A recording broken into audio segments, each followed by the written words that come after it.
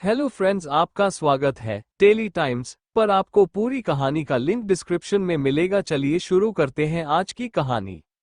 Reborn of my devil husband episode 1। अगर किसी ने मुझे छूने की भी कोशिश किया then I will kill this.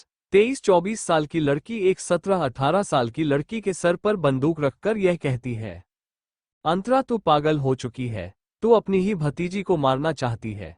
42 साल का आदमी गुस्से से चिल्लाते हुए ये कहता है और उसकी बातें सुनकर वो लड़की और भी ज्यादा गुस्से से कहती है, सुना नहीं मैंने क्या कहा? या तुम लोगों के कान खराब हो चुके हैं? सभी यहां से चले जाओ वरना मैं अभी मार डालूंगी इसे। ये सुनकर वो आदमी गुस्से से कहता है, देख अंतरा, वो तेरी भतीजी है, तेरी खुद की भतीजी। अगर उसे कुछ हो जाए तो खुद को माफ नहीं कर पाएगी। वो बच्ची है, उसे छोड़ दे। वो 17-18 साल की लड़की यह सुनकर चिल्ला चिल्ला कर रोते हुए कहती है, बुआ बुआ प्लीज छोड़ दीजिए मुझे। आप क्यों मेरे जान के दुश्मन बन रहे हो? मैंने सपने में भी नहीं सोचा था आप इतने बुरे निकलोगे। ये सुनकर वो गुस्से से कहती है, अब तुम यहां से जाओगी या मैं मार डालूंगी इसे। मेरे बेटे को और बेटी को किसने मारा है? 2 साल पहले। उसने इतना बोला ही था कि अचानक गोली चलाने की आवाज सबके कान में आता है और उसे अपने पीठ पर दर्द महसूस होता है और उसके हाथ से बंदूक छूट जाता है। वो नीचे मुंह के बाल गिर जाती है। तभी उसके कान में एक औरत की आवाज आता है, हाँ हाँ मैंने मारा था अपने हाथों से तेरे बेटे को और बेटी को। कितना मजा आया था उन दोनों को करने में। उन दोनों का वो लाल खून अभी भी मेरे दिल को सुकून देता है।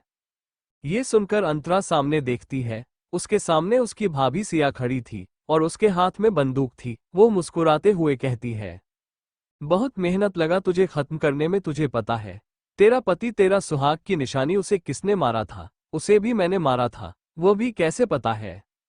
उसे दिन जब तुम दोनों गाड़ी से जा रहे थे, मैं ना गाड़ी का ब्रेक फेल करवाया था। मारना तो तुझे भी चाहिए था पर उसने तुझे बाहर फेंक दिया और खुद खाई में गिर गया और मर गया।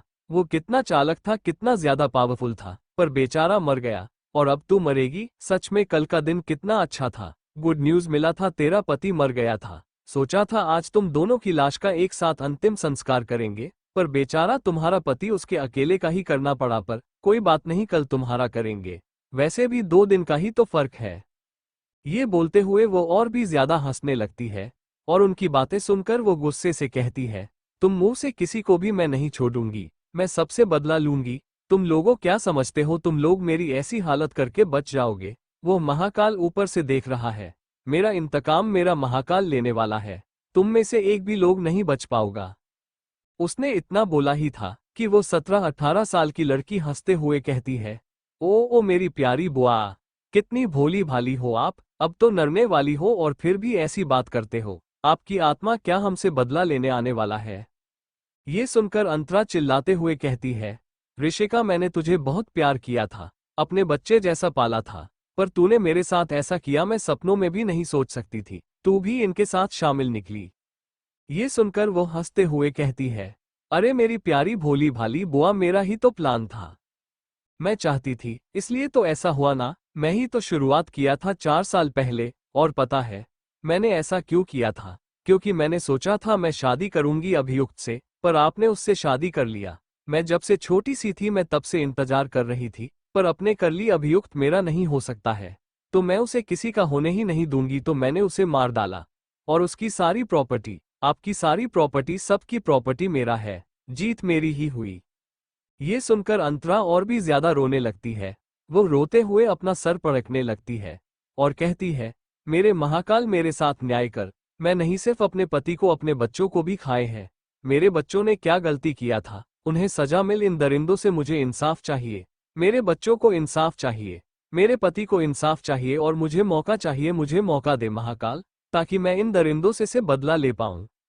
ये सुनकर उसकी भाभी सिया हंसते हुए कहती है, हरे हरे हरे, मेरी प्यारी नंद को इंसाफ चाहिए। अपने आखिरी वक्त पर तुम्हें पता भी है जो गोली तुम पर चलाया है, मैंने उस पर पहले ही जहर डाल दिया है। वह भी ऐसा वैसा नहीं, वो जहर तुम्हारे पति के लैब से ही मैंने लाया है। अपने पति के हाथ से बने जहर से ही आज तुम्हारी मौत हुआ है। अरे मतलब तुम मरने वाली हो? हाँ हाँ। ये बोलकर वो तेजी से हंसने लगती है और उनकी बातें सुनकर अंतरा उन्हें ध्यान से देखते हैं और कहती है, और क्या क्या छुपाया है तुम लोगों ने? सब कुछ बताओ। ये सुनकर उसकी भाभी हंसते हुए कहती है, तुम्हें पता है तुम्हारे बाप का तुम्हारी मम्मी का एक्सीडेंट तुम्हारे अपने भाई ने करवाया। ये बोलकर वो अपने पति के पास चली जाती है और उनका हाथ पकड़ लेती है और उनकी बातें सुनकर अंतरा और भी ज्यादा टूटा हुआ महसूस करती है। उसने नहीं सोचा था कि उसके खुद के भाई ने उसके मम्मी पापा, जो कि उसके भाई के खुद के भी मम्मी पापा थे, उन सबको भी मार डालेगा। उसके परिवार को ही नहीं मारा, खुद के परिवार को भी मार डाला। ये सोचकर वो गुस्से से अपने भाई को देखते और कहती है, लानत है मुझे, आप जैसे भाई से नफरत करती हूँ। मैं आपसे और आप ही हो इन सब चीजों की वजह। मैं आपसे बदला लूंगी, मैं आपको बिल्कुल नहीं छोड़ने वाली हूँ। ये बोलते हुए अंतर की आंखें धुंधली होने लगता है और वह धीरे धीरे बेहोशी में जाने लगती है। शायद जहर ने अपना काम दिखाना शुरू कर दिया था और शायद अब अंतरा के पास बहुत कम वक्त बचा है। अंतरा अपनी आंख खुली हुई आंखों से अपनी भाभी, भाई और अपनी भतीजी को देखते हैं, पर उनके पीछे और कोई भी खड़ा था जो उनमें शामिल था, पर वह उनका चेहरा ही नहीं देख पाती और उसकी आंखें बंद हो जाता है। पर अचानक अंतर को काफी अजीब सा महसूस होने लगता है और वो अपने पूरे बॉडी में काफी ज्यादा दर्द महसूस करती है, जैसे कि कोई है जो पूरी तरीके से उसके बदन को नोच रहा था और उसे अपने पूरे बदन में बहुत ही अजीब सी हलचल महसूस हो रही थी। और अचानक उसके मुंह से एक दर्दनाक चीख निकल जाती है। खासकर उसके लोअर एब्डोमेन में बहुत ज्यादा पेन हो रहा है, इतना ज्यादा कि उसकी आंखों से बहुत तेजी से आंसू निकल रहे थे और वह ये दर्द बिल्कुल भी बर्दाश्त नहीं कर पा रही थी। ऊपर से उसे ऐसा लग रहा था कि वह किसी तपती हुई रेगिस्तान में है और वह दर्द से छटपटा रही है। उसके हाथ में उसे कुछ फील हो रहा है, ऐसा लग रहा है कि कोई उसके हाथ को जाकर रहा है बहुत तेजी से, और यह चीज उसे और भी ज्यादा दर्द दे रही है। अचानक एक अजीब सा चीज उसे महसूस होता है, ऐसा लगता है कि कोई उसके होठों को चूमने के बाद उसके सर को चूमता है और उसके ऊपर से हट जाता है। वो आंखें खोल देती है और अपने दिल पर हाथ रखकर बेड से उठकर बैठ जाती है। वह हैरान हो जाती है और आसपास दिखती है। वो एक बेडरूम में थी जो काफी ज्यादा डार्क था। यहाँ पर हर जगह कैंडल जल रही थी और विंडो भी बंद थी और यह बेड काफी ज्यादा बड़ा है। अचानक उसे अपने सर में बहुत दर्द महसूस होता है। वो आसपास दिखती है और अचानक वह जैसे अपने होश में आती है और मन में कहती है, अरे ये तो हमारा ही बेडरूम है। ये बोलकर वह सामने झूल को देखते हैं जिस पर दो छोटे छोटे प्यारे मासूम से बच्चे, जो शायद 2 साल के ही होंगे, वो सो रहे थे। और अचानक जैसे कोई उसे खींच लेता है अपनी तरफ, वह खुद को संभाल भी नहीं पाते और उसके गोद में जाकर गिरती है और चेहरे को उठकर ऊपर देखी है। यह उसका पति अभियुक्त आर्यवंशी था। वह हैरान हो जाती है अपने पति को देखकर और आसपास दिखती है तो उसका ध्यान कैलेंडर पर जाता है, जिस कैलेंडर के ऊपर वाले हिस्से में डोरेमोन बना हुआ था और उसे पर साल दिखता है। वहां पर 2048 दिख रहे थे, मतलब कि वह 2 साल पीछे आ गई है। ऐसा कैसे हो सकता है? क्या इसका मतलब उसका पुनर्जन्म हुआ है? वो ये सब सोच ही रही थी कि अचानक उसे अपने बालों में बहुत दर्द महसूस होता है और उसके कान में अभियुक्त की अट्रैक्टिव आवाज आती है। वो सरगोशी करके कहता है, वेयर आर यू लॉस्ट? ये सुनकर वो होश में आती है और अपने सामने अपने पति को देखकर ना जाने क्यों उसे काफी अजीब सा लगता है और काफी ज्यादा गुस्सा आता है। और उसे याद आने लगता है इस आदमी ने कितना जलील किया था उसे, और अब उनकी शादी को 3 साल हो चुके हैं फिर भी यह इतना ज्यादा जलील कर रहा है। और बाकी के 2 साल उसके बच्चों के मौत के बाद इस आदमी ने एक भी ऐसा रात नहीं है जिस रात उसे टॉर्चर ना किया हो, वह भी अपने बच्चों को पाने के लिए, क्योंकि यह आदमी उसे ही अपने बच्चों का कातिल मानता था। उसे बदला तो इससे भी लेना था। शायद महाकाल ने उसे फिर से मौका दिया है। ये सोचकर वो अपने पति को देखती है। इधर उसे खोया देखकर अभियुक्त फिर से उसके कान में बहुत ही धीरे पर अपनी नशीली आवाज में कहता है, अभी हम दोनों इतने करीब आए हैं और इस वक्त भी तुम कहीं पर खोए हुए हो। ये सुनकर न जाने क्यों उसे काफी गुस्सा आता है और वह एकदम से अभियुक्त को धक्का देकर दूर हो जाती है और ब्लैंकेट लेकर खुद को ढकते हुए कहती है, डोंट टच मी। ये सुनकर वह हैरान हो जाता है और एकदम से उसे अपने करीब खींचकर फिर से उसे अपने गोद में बिठा लेता है और कहता है, मैं तुम्हारा पति देव हूं और तुम मुझे कह रहे हो मुझे छूना मत, और मुझे तुम कब से तुम कहने लगी? ये सुनकर वो दांत पीस कर कहती है, मैंने बोला ना, मुझसे दूर रहो, मेरे करीब मत आना। ये बोलकर वो अभियुक्त को जोर से धक्का देकर उठने की कोशिश करती है, पर उसे अपने लोअर एब्डोमेन में फिर से काफी ज्यादा दर्द महसूस होता है और वो दर्द से अपने पेट पर हाथ रख लेती है और गहरी गहरी सांस लेते हुए कहती है, इस आदमी ने तो मेरी जान निकाल दिया है, इसे तो मैं छोड़ूंगी नहीं। ये बोलकर वो गुस्से से उठकर जाने लगती है, तो अभियुक्त उसे पकड़ लेता है और एकदम से उसके जबड़े को पकड़ के उसकी आंखों में अजीब तरीके से देखते हुए कहता है, do you remember that I am your husband?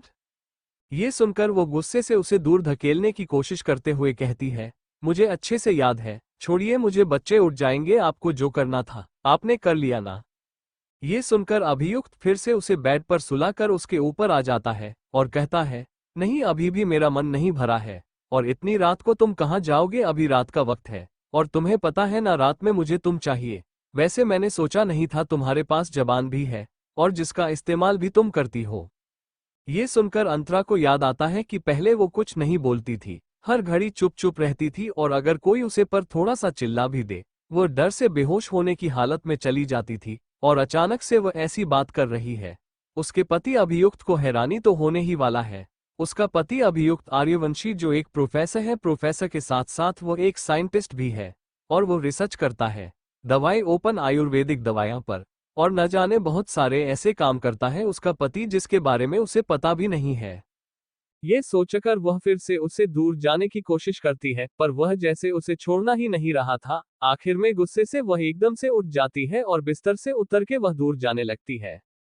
तो अभियुक्त अपने कमर में टॉवल लपेटे हुए उसके पास जाता है और उसे पकड़ने की कोशिश करता है, तो वह एकदम से पीछे पलटकर अभियुक्त के गाल पर एक थप्पड़ मार देती है, और अभियुक्त अपनी आंखों को बंद करके अपने गाल पर हाथ रख लेता है, जैसे अपने गुस्से पर काबू पाने की कोशिश कर रहा है। और उसे ऐसा करता देखकर अंतरा काफी ज्यादा डर जाती है। अंतरा उसने खुद भी नहीं सोचा था कि वो ऐसा कुछ कह देगी। वो बहुत ज्यादा हैरान थी और अपने हाथ को ही डर से देख रही थी, पर तभी उसके दिल की आवाज उससे बात करने लगता है, तुझे इतना डर क्यों लग रहा है? तूने गलत नहीं किया है, तूने बस पहला कदम उठाया है। तेरे साथ गलत चीज जो हो रहा है उसे रोकने के लिए तूने कुछ भी गलत नहीं किया है। जिस पल उसके दिल से यह आवाज आया वो अपनी आंखें बंद कर लेती है, और अगले ही पल उसे अपने बालों में और कमर में बहुत दर्द महसूस होता है, और अपने होठों में उससे भी ज्यादा, क्योंकि अभियुक्त ने उसे पकड़ के किस करना शुरू कर दिया था, और वह अभियुक्त को रोक भी नहीं पा रही थी। अभियुक्त उसे अपनी बाहों में उठाकर बिस्तर पर लेकर जाता है और पागलों की तरह उसके होठों को दांतों से काटते हुए फिर से उसके साथ फिजिकल होने की कोशिश करता है। और अंतरा उसे रोकने की कोशिश कर रही थी, उसे यह चीज अच्छा नहीं लग रहा था, उसे काफी ज्यादा गुस्सा आ रहा था। और उसे ऐसा करता देखकर अभियुक्त अपनी गहरी ठंडी आवाज में कहता है, let me do what I am doing और एल्स आई किल यू। ये बोलते हुए अभियुक्त उसके गर्दन को चूमने लगता है, और अंतरा उसके हाथ हवा में ही रुक गए थे, और उसके आंखों से आंसू निकल रहे थे कि फिर से उसे जिंदगी से दूसरा मौका मिलने के बाद भी वो खुद को बचा नहीं पा रही है अपने ही पति से। रात का वक्त एक बड़े से आलीशान से बिल्डिंग के सबसे लास्ट वाले स्टो अपार्टमेंट पर अंतरा बिस्तर पर लेटी हुई थी और अभियुक्त उसकी आंखों में देख रहा था। अभियुक्त ने उसे किस करना बंद कर दिया था। अंतरा की आंखों में अब आंसू नहीं थे, बस गुस्सा और जिद दिख रहा है। अभियुक्त को और न जाने क्यों वो अंतर की जिद के आगे हारने पर मजबूर हो रहा था। वो अंतरा के होठों पर अपनी उंगली रखता है और कहता है, आई डोंट नो क्या हो रहा है मुझे आज, मैं क्यों तुम्हें पनिशमेंट नहीं दे पा रहा हूँ। ये बोलते हुए वो अंतर के गाल को छूता है, तभी अचानक झूला हिलने लगता है और अंतरा और अभियुक्त का बेटा जो अपनी आंखों को मसलते हुए उठकर बैठ जाता है, जिसे देखकर अभियुक्त अंतरा के ऊपर से हट जाता है और अंतरा जल्दी से पास से अपना नाइट ग्राउंड लेकर पहन लेती है और अपने बेटे के पास जाकर उसे गोद में उठा लेती है, और वह अपनी मासूम आंखों से अपनी मम्मी को देखा है और अपनी मीठी आवाज में कहता है, मम्मी। ये सुनकर अंतर की आंखों में आंसू आ जाता है और उसे याद आता है उसकी पिछली जिंदगी में उसके दोनों ही बच्चे मर गए थे। उसकी आंखों के सामने न जाने वो 2 साल उसने कैसे गुजारे हैं। ऊपर से डॉक्टर ने भी कह दिया था वो दोबारा कभी मन नहीं बन सकती है। इससे उसे और भी ज्यादा सदमा लगा था, और आज अपने बेटे के मुंह से मम्मी शब्द सुनकर उसकी हार्ट बीट बहुत ज्यादा बढ़ चुका था और उसे काफी ज्यादा अच्छा लग रहा था, काफी खुशी महसूस हो रहा थी। उसकी आंखों में आंसू थे जो अभियुक्त भी देख लेता है पर कुछ नहीं कहता। वह कुछ देर तक अंतरा को देखता है और फिर वॉशरूम में चला जाता है, और अंतरा अपने बेटे को और बेटी को दोनों को ही उठा लेती है। उसके 2 जुड़वा बच्चे थे जो काफी ज्यादा प्यारे हैं। वह अपने दोनों बच्चों को लेकर बेड पर आ जाती है, पर बेड की हालत देखकर वह फिर से उन्हें झूले पर बैठा देती है और बिस्तर को ठीक करती है। और फिर उन दोनों को गोद में उठाकर बिस्तर पर लाकर लेटा देती है और उन दोनों को अपने करीब खींच लेती है। इससे दोनों ही बच्चे उठ जाते हैं और अंतरा के सीने पर हाथ रख देते हैं, क्योंकि उन्हें भूख लगा था, उन्हें फीडिंग करना है। अंतरा मुस्कुराती है और उठकर बैठ जाती है और दोनों को ही अपनी गोद में सुलाकर फीडिंग करवाने लगती है। तभी अभियुक्त अपने बाल को टावल से पूछते हुए बाहर आता है। उसने अभी नहा लिया था और उसने अपने कमर में टावल लपेट के रखा था। वो काफी ज्यादा हैंडसम लग रहा था। एक पल के लिए अंतर अभियुक्त को देखते ही रह जाती है और उसे खुद की तरफ ऐसा दिखाते प्रकार अभियुक्त टावल को रखकर अंतरा के सामने जाते हुए कहता है, तुम्हारा ही पति हूं, तुमने 1000 बार मुझे ऐसे देखा है, मैं भी तुम्हें देखा है, अब ऐसे घूरमना बंद करो। उसकी बातें सुनकर अंतरा नजरें चुराते हुए कहती है, मुझे आपको देखने का शौक नहीं है, वो मैं बस यूं ही दीवार को देख रही थी। अच्छा, दीवार को देख रही थी? अभियुक्त ऐसे बोलता है जैसे उसे यकीन ही नहीं अंतरा शाह की बातों पर, और वह एक तरह से अंतरा का मजाक उड़ा रहा था। अंतरा को उसके बातों से ऐसा लगता है और वह गुस्से से कहती है, मिस्टर अभियुक्त आर्यवंशी, मैं आपको नहीं देख रही थी। अच्छा मिसेस अभियुक्त अंतरा आर्यवंशी। अभियुक्त भी इस टन में बोलता है जी टोन में अंतरा बात कर रही थी। अंतर को काफी गुस्सा भी आ रहा था कि अभियुक्त उसे ऐसे कॉपी कर रहा है। वह गुस्से से अपने चेहरे को दूसरी तरफ कर लेती है और बच्चों के ऊपर ब्लैंकेट ओढ़ दिए, क्योंकि ठंड का मौसम है, बच्चों को ठंड लग जाएगी अगर ज्यादा देर तक ऐसे बाहर रहे तो। क्योंकि उसे इतना समझ आ चुका है कि उसके महाकाल ने उसे दूसरा मौका दिया है और वो इस मौके को गंवाना नहीं चाहती है। वह अपने बच्चों से बहुत प्यार करना चाहती है और अपने बच्चों को हर उस चीजों से बचना चाहती है। वह अपनी जिंदगी ठीक करना चाहती है। वह अपने पति के साथ, बच्चों के साथ हैप्पी फैमिली चाहती है और अब वह अपने सारे प्रॉपर्टीज को भी अपने नाम कर लेगी और बदला भी लेंगे, हर चीज का बदला। और अब उसे ये भी पता है कि उसके माँ बाप को किसने मारा था। ये सोचकर वो गुस्से से हाथों की मुट्ठी बना लेती है। पर एक चीज जो कि यह है, अभियुक्त ने कभी उसका किसी भी चीज में साथ नहीं दिया था। चाहे कोई कितना भी जलील कर ले उसे, पर वो कभी भी साथ नहीं देता है। ये सोचकर अंतरा को काफी बुरा लगता है कि उसके खुद का पति कभी उसका साथ नहीं देता है। पर अब उसे डर कर नहीं रहना है, चुपचाप भी नहीं रहना है। अब उसे खुद के लिए लड़ना है। अब वो पहले जैसे कमजोर नहीं है, वो बहुत ज्यादा स्ट्रांग बन चुकी है, क्योंकि वो अपने बॉडी में अजीब सा हलचल भी महसूस कर पा रही थी। पर उसे समझ नहीं आ रहा है कि उसका पुनर्जन्म कैसे हुआ है। कुछ तो था उस वक्त जिसकी वजह से उसने जैसा सोचा था वैसा ही उसके साथ हुआ।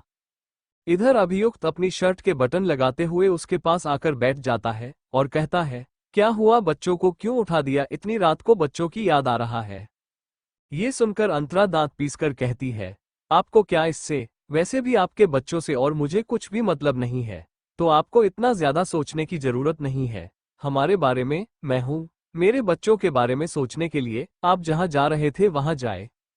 ये सुनकर अभियुक्त उसके खूबसूरत बालों को देखा है और फिर अपने हाथ को उसके सर पर रखकर धीरे धीरे फिसलते हुए उसके बालों पर लेकर आता है और कहता है, इस भरी जवानी में अपनी खूबसूरत जवान बीवी को छोड़कर उसका पति कहां जा सकता है? और कौन ही पति है जो जाना चाहेगा? पर तुमने बच्चों को उठाकर रोमांस खराब कर दिया, अच्छा खासा मेरा मूड बना था। ये सुनकर उसे काफी गुस्सा आ रहा था। अभियुक्त ऐसा ही था, पर रात में दिन में वो बहुत ज्यादा शांत हो जाता था और सबके सामने तो कुछ बोलना ही नहीं था। सबके बीच में उसका एक अलग ही ऑरा रहा था। सब उससे बहुत डरते थे और सबसे बड़ी बात, वो एक बहुत बड़ा प्रोफेसर है। यहाँ तक कि अभियुक्त ने उससे जबरदस्ती शादी की थी ताकि अभियुक्त उससे बदला ले पाए, क्योंकि उसने अभियुक्त को थप्पड़ मारा था। उसे अभी भी वह दिन याद है जिस दिन वो कॉलेज में गई थी और उसे पता नहीं था अभियुक्त उसका प्रोफेसर है। अगर उसे पता होता कि अभियुक्त उसका प्रोफेसर है, वो कभी उसे थप्पड़ नहीं मारूती। यह सोचकर वह याद करने लगता है 3 साल पहले उसके साथ क्या हुआ था। 3 साल पहले वो काफी ज्यादा खुश थी, क्योंकि आज उसके कॉलेज का पहला दिन है और पहले ही दिन उसे काफी अच्छे अच्छे दोस्त मिल गए थे। तब उससे अच्छे से बात कर रहे थे, पर उसे नहीं पता था आज उसकी जिंदगी बदल जाने वाला है। अंतरा अपनी सहेलियों के साथ घूमते हुए गार्डन में आ जाती है और उसने ध्यान नहीं दिया था कि गार्डन में उसके अलावा और भी कुछ लोग मौजूद थे। वो मुस्कुराते हुए बात करते हुए जा रहे थे। अचानक वह किसी से टकरा जाती है और गिरने के लिए होती है तो कोई उसकी कमर को कसकर पकड़ के उसे थाम लेता है और ध्यान से उसे देखने लगता है। और अंतरा को ये बात बिल्कुल अच्छा नहीं लगता कि किसी ने उसके कमर को पकड़ के रखा है और वह सामने वाले इंसान को देख रही थी जो काफी ज्यादा हैंडसम था। पर अभियुक्त उसे इस चीज की परवाह नहीं थी। वो गुस्से से उसे दूर धक्का देती है और उसके गाल पर एक थप्पड़ मार देती है। और यह चीज सभी ने देखी थी। वहां पर और भी कई सारे प्रोफेसर, प्रिंसिपल सब थे और यह सब वो लोग देख रहे थे। इधर लाइफ में पहली बार अभियुक्त को किसी ने थप्पड़ मारा था, जो चीज उसे बिल्कुल बर्दाश्त नहीं हो रहा है। उसे बहुत ज्यादा गुस्सा आ रहा था और वह गुस्से से अपनी जलती हुई आंखों से अंतरा को देख रहा था। अंतर भी गुस्से से उसे देख रही थी। अगले ही पल अंतरा चिल्लाते हुए कहती है, how dare you even touch me. ये सुनकर अभियुक्त गुस्से से उसे देखता है और कहता है, अंडरस्को मिस, मैंने बस आपको बचाया है, मैंने आपको छूने की कोशिश नहीं की है। ये सुनकर वो चिल्लाते हुए कहती है, पर मुझे पसंद नहीं है कि कोई मुझे ऐसे टच करे, मैं गिरती तो गिर जाने देते पर ऐसे छूना नहीं चाहिए था। ये बोलकर वो पानी का बोतल लेती है और अपने कमर के पास उसे जगह को धोने लगती है। असल में अंतरा को लड़के बिल्कुल पसंद नहीं है। ना जाने क्यों अभियुक्त के छूने से उसे काफी गुस्सा आ गया था, इसलिए वो अपने गुस्से पर काबू नहीं कर पाते और चिल्ला देता है। अब अभियुक्त भी काफी ज्यादा गुस्सा हो चुका था। वो गुस्से से अंतरा के हाथ को पकड़ लेता है और दांत पीसते हुए कहता है, मेरे छूने से तुम्हें गंदा महसूस हुआ ना, अब ये छुअन तुम्हें जिंदगी भर झेलनी पड़ेगी। एक दिन एक रात भी ऐसा नहीं जाएगा कि तुमने ये छुआ अपने पूरे बदन पर ना जाला होगी। 24 घंटे का वक्त है तुम्हारे पास, जो चाहे कर लो, क्योंकि 24 घंटे बाद जिंदगी भर के लिए तुम कैद होने वाली हो। ये बोलकर अभियुक्त गुस्से से पैर पटकते हुए वहां से चला जाता है। और सारे प्रोफेसर, सारी लड़कियां जो लोग वहां पर मौजूद थे, अंतरा को फिट आंखों से देखते हैं और वहां से चले जाते हैं, क्योंकि सबको पता है अभियुक्त बहुत ही ज्यादा खतरनाक है। भले ही वो एक प्रोफेसर है, अंडरवर्ल्ड के काम में उसका नाम नहीं आता, पर यह बात सबको पता है कि वही ही अंडरवर्ल्ड का किंग और पूरे देश को वह संभालता है। उसके परमिशन के बिना पत्ता तक नहीं हिलता और आज इस मामूली सी लड़की ने उसे पर हाथ उठाया था। अब न जाने इस लड़की के साथ क्या होने वाला है, भगवान ही जाने। ये सब सोचते हुए सब वहां से चले जाते हैं। यहां तक कि अंतरा के दोस्त भी सब चले जाते हैं, जिससे अंतरा हैरान हो जाती है। उसे समझ नहीं आता है कि यह सब चल क्यों गए, उसने क्या गलत किया है, उसे सही तो किया है। पर उसे नहीं पता था आज एक थप्पड़ उसकी पूरी लाइफ बर्बाद कर देगी, उसे एक अजीब से अनचाहे रिश्ते में बांध देगा, जिस रिश्ते में बस घुटन दर्द है। उसे दिन तो पूरा दिन उसका नॉर्मल बीत जाता है, पर जब शाम होता है और वह अपने घर में थी और अपनी भतीजी के साथ बातें कर रही थी, तभी अचानक कुछ टूटने की आवाज सुनाई देता है और वह दोनों जल्दी से कमरे से निकलकर बाहर आती है। और बाहर आकर सामने का नजारा देखकर वो सब बहुत ज्यादा डर गए थे, क्योंकि सामने स्वयं अभियुक्त आर्यवंशी खड़े थे, जिसे देखकर अंतरा की जगह सब बहुत ज्यादा डरे हुए थे। और सबको इतना डरा हुआ देखकर वह हैरान हो जाती है। इधर अभियुक्त के साथ एक लॉयर भी थे, जिन्हें देखकर वह और भी ज्यादा हैरान थी। ऊपर से उसके भाई कुछ बात कर रहे थे अभियुक्त से, पर अभियुक्त सुनने के लिए तैयार ही नहीं था, वो काफी ज्यादा गुस्से में है। इधर अंतरा ये सब देख ही रही थी कि अचानक अभियुक्त का ध्यान उसे पर जाता है और उन दोनों का आई कॉन्ट्रैक्ट होता है और अभियुक्त ऐसे उसे देखा है कि आंखों से उसे मार डालेगा। इधर अभियुक्त की ऐसी नजर देखकर ना जाने क्यों अजीब सी डर लगने लगता है। तभी अंतर की भाभी जाकर उसे नीचे लेकर जाती है और उसके साथ अंतरा की भतीजी भी आ जाती है।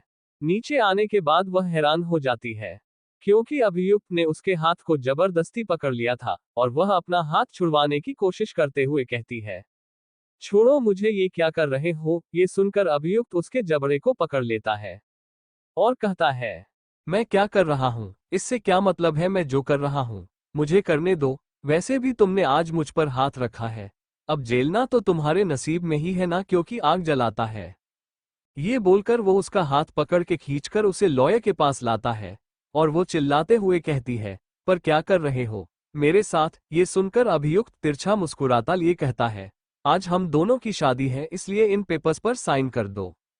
ये सुनकर अंतरा हैरान हो जाती है और कहती है, ये कैसी बात कर रहे हो, मैं इस शादी के लिए तैयार नहीं हूँ, मुझे ये शादी बिल्कुल नहीं करना है, छोड़िए मुझे जाने दीजिए, भैया भाभी बचाओ मुझे। पर उसके भैया भाभी ने कुछ नहीं बोला और अभियुक्त गुस्से से उसे देखता है और अपने आदमियों को, अगले ही पल उसके सारे आदमी उसके भाई भाभी को घेर लेते हैं बंदूक से, जिन्हें देखकर वह कहती है, आपकी दुश्मनी मेरे साथ है, उन लोगों के साथ नहीं है, छोड़ दीजिए उन्हें। इतनी देर में अंतर को समझ तो आ चुका है, अगर वो कुछ गलत बोल देती है या उसका एक गलत कदम, उसके भाई भाभी भतीजी की जिंदगी चली जाएगी और वह नहीं चाहती है कि अपनी वजह से वो इन लोगों को खतरे में डालें। ये सोचकर वो अभियुक्त को देखते हैं और अभियुक्त कहता है, अगर तुम अपने भाई भाभी को जिंदा देखना चाहती हो तो इन पेपर्स पर साइन करो, वरना आज इन लोगों की लाश देखना ही तुम्हारे नसीब में मिलेगा। ये सुनकर वह रोते हुए अभियुक्त को देखते और कहती है, क्यों मेरे साथ आप ऐसा कर रहे हो? मैंने क्या बिगाड़ा है आपका? मैं तो आपको ठीक से जानती भी नहीं हूँ, फिर भी आप मेरे साथ इतना गलत कर रहे हो। क्या मिलेगा आपको मुझसे शादी करके? अभियुक्त डायरेक्ट कहता है, the right to touch your body and feet, because तुमने कहा था कि मेरी हिम्मत भी कैसे तुम्हें छूने की, तो इसके बाद से पूरे लाइफ के लिए मैं तुम्हें छोड़ूंगा, क्योंकि मैं तुम्हारा हस्बैंड बन जाऊंगा और जिंदगी भर के लिए मैं तुम्हें छू सकता हूँ। अंतरा हैरान हो गई थी, क्योंकि उसे समझ नहीं आ रहा था कि उसकी एक बात इस आदमी को इतना भड़का देगा और यह आदमी उससे शादी करेगा, क्योंकि इस आदमी को उसे छूना है, और इसलिए नहीं कि वह इसे छूना चाहता है, इसलिए क्योंकि अंतरा ने कहा था, मुझे छूकर गंदा कर दिया आपने। रात का वक्त अंतरा हैरानी से बस देख रही थी अभियुक्त को, और अभियुक्त भी गुस्से से उसे देख रहा था। वो अपने कांपते हुए हाथों से पेन को उठती है और पेपर्स पर साइन कर देती है और बन जाती है मिसेस आर्यवंशी। शादी करने के बाद अभियुक्त उसे खींचते हुए बाहर ले जाने लगता है और वह कुछ नहीं कर पाती। अभियुक्त उसे खींचते हुए गाड़ी में ले जाता है और गाड़ी के अंदर फेंक देता है और खुद दूसरी गाड़ी में चला जाता है, और वह चुपचाप गाड़ी में बैठी रहती है, क्योंकि उसे समझ नहीं आ रहा था कि उसकी गलती क्या थी। एक पल में उसकी दुनिया जैसे उजड़ चुका थी और वो बस अपनी उजड़ी हुई दुनिया का तमाशा देख रही है, कुछ नहीं कर पा रही है। कुछ देर बाद गाड़ी एक बड़े से ब्यूटी पार्लर के सामने आकर रुकती है। यह कोई ऐसा वैसा ब्यूटी पार्लर नहीं था, यहाँ पर काफी अमीर घर की औरतें आई थी। हर कोई वहां मेकअप नहीं कर सकते हैं, खासकर कोई नॉर्मल लड़कियां। वह बस देख रही थी यह सब, पर कुछ भी नहीं कह रही थी। चुपचाप वह चली जाती है पार्लर के अंदर और थोड़ी देर में वह उसे पूरी तरीके से तैयार कर देते हैं। वह इस वक्त दुल्हन के लिबास में थी और बहुत खूबसूरत लग रही थी। अगर कोई उसे देख ले तो बस देखता ही जाए, वो इतनी ज्यादा खूबसूरत लग रही थी। वो एक गोल्डन और रेड कलर के कॉम्बिनेशन का लहंगा है, जिसमें डायमंड और सोने के तारों से काम किया गया था। इसकी सारी डिजाइन सोने की तार से बनाई हुई थी। ये लहंगा काफी चमक रहा था। तैयार होने के बाद वो बॉडीगार्ड के साथ बाहर आती है और अभियुक्त गाड़ी से टिक कर अपने रिस्ट वॉच को देखकर इंतजार कर रहा था। तभी उसके कान में पायलों की आवाज आता है और वह सामने देखा है। सामने प्यारी सी अंतरा खड़ी थी। वो बहुत ज्यादा खूबसूरत लग रही थी इस लहंगे में, या यूं कहो तो उसकी वजह से लहंगे की खूबसूरती और भी ज्यादा बढ़ गया था। पर वह अपने नजरों को फेर लेता है और फिर अंतर गाड़ी में बैठी है और वो लोग मंदिर चले जाते हैं। मंदिर पहुंचकर अभियुक्त खुद अंतर का हाथ पकड़ के उसे बाहर निकलता है। उसे समझ नहीं आ रहा कि अभियुक्त अब इतने अच्छे से उसके साथ बिहेव क्यों कर रहा है। अचानक गिरगिट की तरह रंग बदल लिया था इस आदमी ने। वह तो बस किसी पुतले की तरह इसकी बातों को मानती हुए जा रही थी, और अब अभियुक्त बहुत ही अच्छे से जेंटलमैन की तरह उसे संभाल कर मंदिर में लेकर आता है।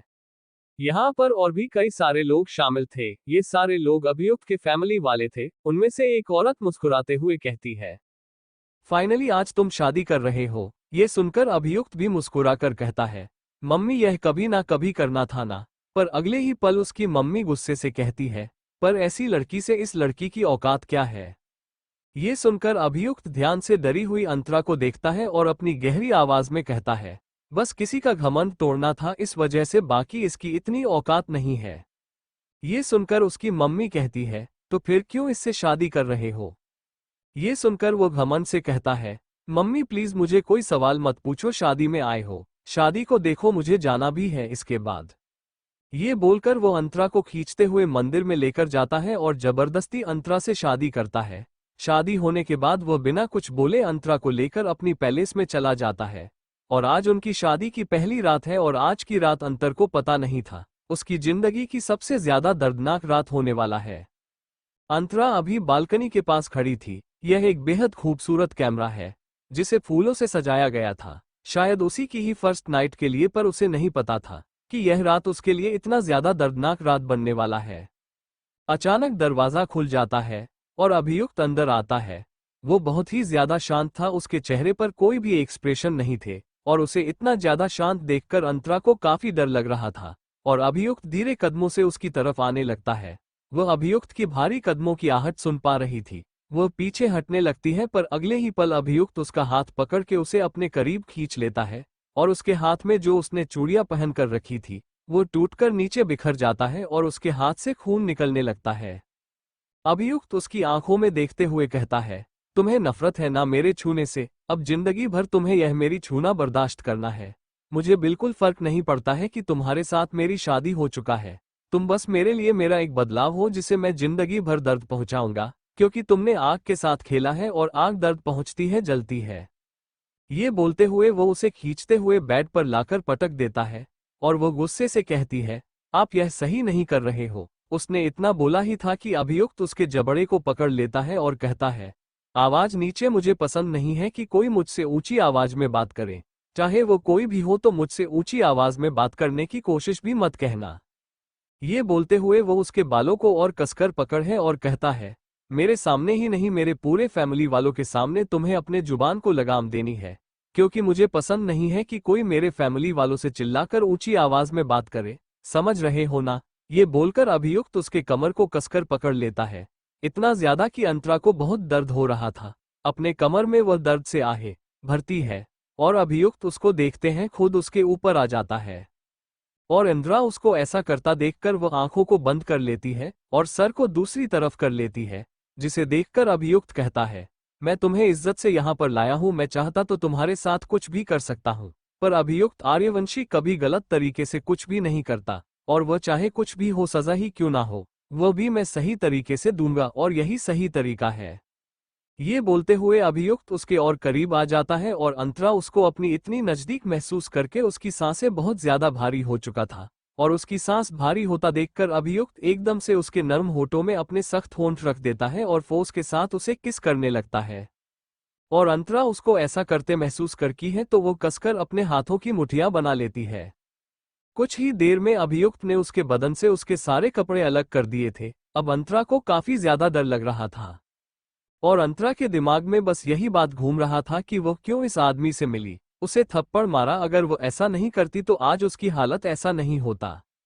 ये सोचते हुए अंतरा अपनी आंसू भरी आंखों से अभियुक्त को देखती है और अपने बदन में वह दर्द महसूस करती है, जो दर्द को वह कभी महसूस नहीं करना चाहती थी। उसे ऐसा लग रहा था कि आज यह आदमी उसे मार देगा, उसे बिल्कुल नहीं छोड़ेगा, उसे इतना ज्यादा तकलीफ हो रही थी।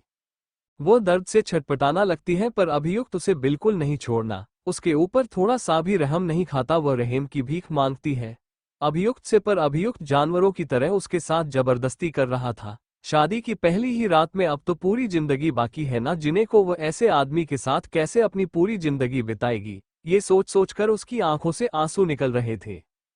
पर अब क्या ही फायदा, अब वो कुछ नहीं कर सकती है। पूरी रात अभियुक्त उसे नहीं छोड़ता, उसे पूरी तरीके से एहसास दिलाता है कि उसके बदन पर किसका हक है, कौन उसे छू सकता है, पूरे हक के साथ ये सब एहसास दिलाता है। और उसे एहसास हो भी रहा था कि उसके खुद के ही बदन पर अब उसका हक नहीं है, किसी और का हक था। अब कोई और उसके साथ जो चाहे वह कर सकता है और अब उसे ये फिक्र हो रहा थी कि उसकी शादी के बारे में उसकी मम्मी पापा को तो पता नहीं है, जब उन्हें पता चलेगा उन पर क्या बीतने वाला है। ये सोचते हुए वह ये सब बर्दाश्त कर रही थी। तकरीबन सुबह के 5 बजे अभियुक्त उसे छोड़ना है और फिर उठकर उसके सामने खड़ा हो जाता है और उसके बदन को देखने लगता है। इस पल अंतरा भी अभियुक्त को देखते हैं। अभियुक्त उसके सामने खड़ा था, उसने अपने कपड़े पहन कर रखे थे, पर वह अभियुक्त के सामने ऐसी हालत में है कि वह कभी ऐसी हालत में नहीं रहना चाहती थी और अभियुक्त उसे ऐसे देख रहा था जैसे उसे उसकी औकात याद दिला रहा है कि उसके सामने उसकी क्या औकात है। ये सोचकर वह अपनी आंखों को बंद कर लेती है और फैसला करती है, जिंदगी में कभी ना कभी वह इस चीज का बदला लेकर ही रहेगी। और फिर बेहोश हो जाती है। अगले दिन जब वो होश में आती है, वो देखी है तो काफी ज्यादा वक्त हो चुका था, सुबह के 10 बजे बज चुके थे। वो उठकर बैठ जाती है पर अपने पूरे बॉडी में बहुत ज्यादा दर्द महसूस करती है। वो दर्द से अपने पेट पर हाथ रख लेती है और फिर उठकर वॉशरूम में चली जाती है।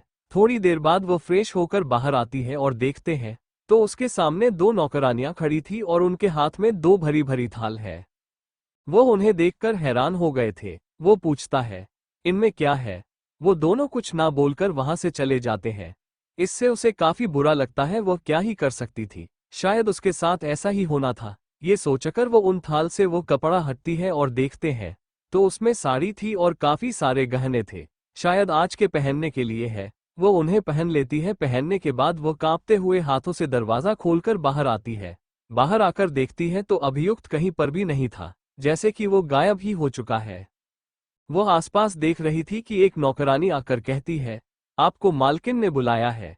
ये सुनकर वो उस नौकरानी के साथ नीचे आ जाती है और देखती है तो पूरा परिवार वहां पर था, जिन्हें देखकर उसे समझ नहीं आ रहा कि वह क्या करे, क्या बोले। यहाँ पर सब थे, बस अभियुक्त ही नहीं था। पर वो जानती थी इनमें से अभियुक्त की मम्मी कौन है। अभियुक्त की मम्मी देविका आर्यवंशी, जो एक टॉप बिजनेस वुमेन भी रह चुकी है। अभी भी बिजनेस वर्ल्ड में उनका नाम है। वो कोई नॉर्मल औरत नहीं थी, ऊपर से वो खुद भी काफी ज्यादा खतरनाक है। इस फैमिली में जितने भी लोग हैं उन सब का ही एक एक खतरनाक राज छिपा हुआ है। इसके बारे में अंतर को धीरे धीरे पता चला था। अंतरा ये सब सोच ही रही थी कि अचानक गुस्से से देविका जी कहती है, आज तुम्हारे हमारे घर में पहला दिन है, तो एक अच्छी बहू होने के खातिर आज तुम्हें साबित करना है कि तुम हमारे घर की अच्छी बहू बनोगे या नहीं। आज तुम्हारा इम्तिहान है। ये सुनकर अंतरा हैरान हो जाती है और कहती है, कैसा इम्तिहान। उसे ऐसे बोलते देखकर देविका जी अजीब तरीके से मुस्कुराती है और कहती है, ज्यादा कुछ नहीं, बस तुम्हें जंगल में जाना है और खास किस्म की जड़ी बूटी लाना है। ये हमारे खानदान में हर बहू को करना पड़ता है। ये सुनकर अंतर हैरान हो जाती है। उसे समझ ही नहीं आता कि ऐसा रिवाज किस खानदान में होता है।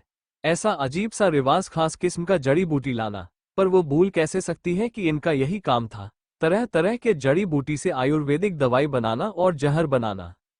ये सोचते हुए वो ध्यान से अपने सासू माँ को देखती है। तभी एक पुरानी नौकरानी वहां पर आती है। उनके हाथ में एक पुरान पुस्तक थी। वो उस पुस्तक को देविका जी के हाथ में देती है और देविका जी एक पन्ना पलटती है और फिर अंतरा के पास आकर एक खास किस्म की जड़ी बूटी को दिखाते हुए कहती है, तुम्हें ये लानी है, ढूंढ कर पहाड़ों से, और हमारा ड्राइवर तुम्हें पहाड़ तक छोड़ देगा, पर वहां से तुम्हें अकेले सफर को तय करना है और लाना है इस जड़ी बूटी को। अगले ही पल कोई उसकी आंखों के सामने चुटकी बजाता है और वो अतीत से बाहर आती है और सामने देखती है। सामने उसका पति अभियुक्त खड़ा था और उसे ही अपनी ठंडी आंखों से देख रहा था। और उसे देखकर अंतर को काफी गुस्सा आता है और वह गुस्से से कहती है, तुम्हें जहां पर जाना वहां पर चले जाओ। अगले ही पल अभियुक्त उसके जबड़े को पकड़ के उसके चेहरे के पास अपना चेहरा लाकर अपनी ठंडी आवाज में कहता है, मुझसे ऊंची आवाज में बात करने की कोशिश भी मत करना। मैंने पहले भी कहा था और अभी भी कह रहा हूं, मुझे बिल्कुल पसंद नहीं है तुम्हारी ऊंची आवाज, और तुम कहकर बुलाना भी बंद करो, आप कहकर बुलाओ। ये सुनकर वह गुस्से से कहती है, इस बार नहीं मिस्टर अभियुक्त आर्यवंशी, आप मुझ पर ऐसे हक नहीं चला सकते हो। ये सुनकर अभियुक्त गुस्से से कहता है, तुम क्या कर लोगे मेरा। ये सुनकर अंतरा गुस्से से कहती है, मैं बताऊंगी मैं क्या कर सकती हूँ आपका मिस्टर अभियुक्त आर्यवंशी। ये बोलकर अपने दोनों बच्चों को कसकर पकड़ लेती है, जैसे कि अभियुक्त उससे उसके बच्चों को छीन लेने वाला है। और अभियुक्त उसे ऐसा करता देखकर अजीब तरीके से मुस्कुराता है और फिर उसके बगल में लेट जाता है और कहता है, इन्हें झूले में लेट दो। ये सुनकर वह कहती है, नहीं बच्चे हमारे साथ ही सोएंगे। ये बोलकर वह अपने दोनों बच्चों को अपने दोनों अगल बगल सुला लेती है और फिर उनके ऊपर ब्लैंकेट करके खुद भी बीच में लेट जाती है और कसकर बच्चों को पकड़ लेती है।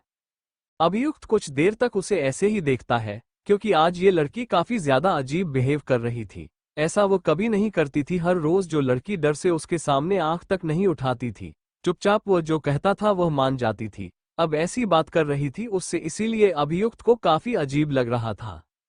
रात का वक्त, अंतरा सोई हुई थी, तभी उसकी बेटी उठ जाती है और उठकर अपने मम्मी को देखती है और फिर उसकी आंखों पे हाथ रख देती है। यह महसूस करके अंतरा की नींद खुल जाता है। असल में अंतर सोई नहीं थी, वह जगी हुई थी और सोच रही थी अपनी पिछली जिंदगी के बारे में, क्योंकि पुनर्जन्म होने के बाद उसे अपने पूरे बॉडी में एक अजीब सा ताकत महसूस हो रहा है। कमजोरी भी बिल्कुल महसूस नहीं हो रहा है। ऐसा लग रहा है कि कुछ ताकत है जो उसके अंदर आ चुका है। वो एक नजर अपनी बेटी को देखती है और उठकर बैठ जाती है और उसे अपने गोद में बिठाकर उसके सर को चूमती और प्यार से उसे गले लगा लेती है, क्योंकि उसे याद आ रहा था अपने बच्चों के बिना 2 साल उसने कैसे गुजारे थे। बस उसे ही पता था, एक माँ के लिए ये चीज बहुत ज्यादा दर्दनाक है। इस वजह से वह काफी ज्यादा टूट चुकी थी। ऊपर से अपने बच्चों की मौत के बाद से उसकी जिंदगी जैसे और भी ज्यादा दर्दनाक बन चुका था। ये सोचकर है उसे फिर से रोना आ रहा था, पर अब उसे रोना नहीं था क्योंकि महाकाल ने उसे लौटा दी थी अपनी खुशी। ये सोचकर वह अपनी बेटी को देखती है और उसे कसकर गले लगा लेती है। तभी उसके कान में अभियुक्त की ठंडी आवाज आता है। ऐसे उसे गले लगा रहे हो जैसे कि वह कहीं पर चली जाएगी थी तुम्हें छोड़कर। उद्धरण चिन्ह। ये सुनकर वो गुस्से से अभियुक्त को देखती है और दांत पीसकर कहती है, आपको कुछ भी कहने की जरूरत नहीं है। आप नहीं समझ पाओगे ये चीज, एक माँ का दर्द। ये सुनकर वह तिरछा मुस्कुराता है और कहता है, तुम्हें बच्चा संभालना भी आता है। ये सुनकर अंतरा को याद आता है कि वह पहले अपने दोनों ही बच्चों को संभाल नहीं पाती थी, इसीलिए अभियुक्त ने उनके लिए विजिटर रखी थी। ऊपर से वह प्रेगनेंसी के हालात में कॉलेज जाती थी, उसे काफी दर्द होता था, पर फिर भी उसने एग्जाम दिया, अपना ग्रेजुएशन कंप्लीट किया पिछले साल।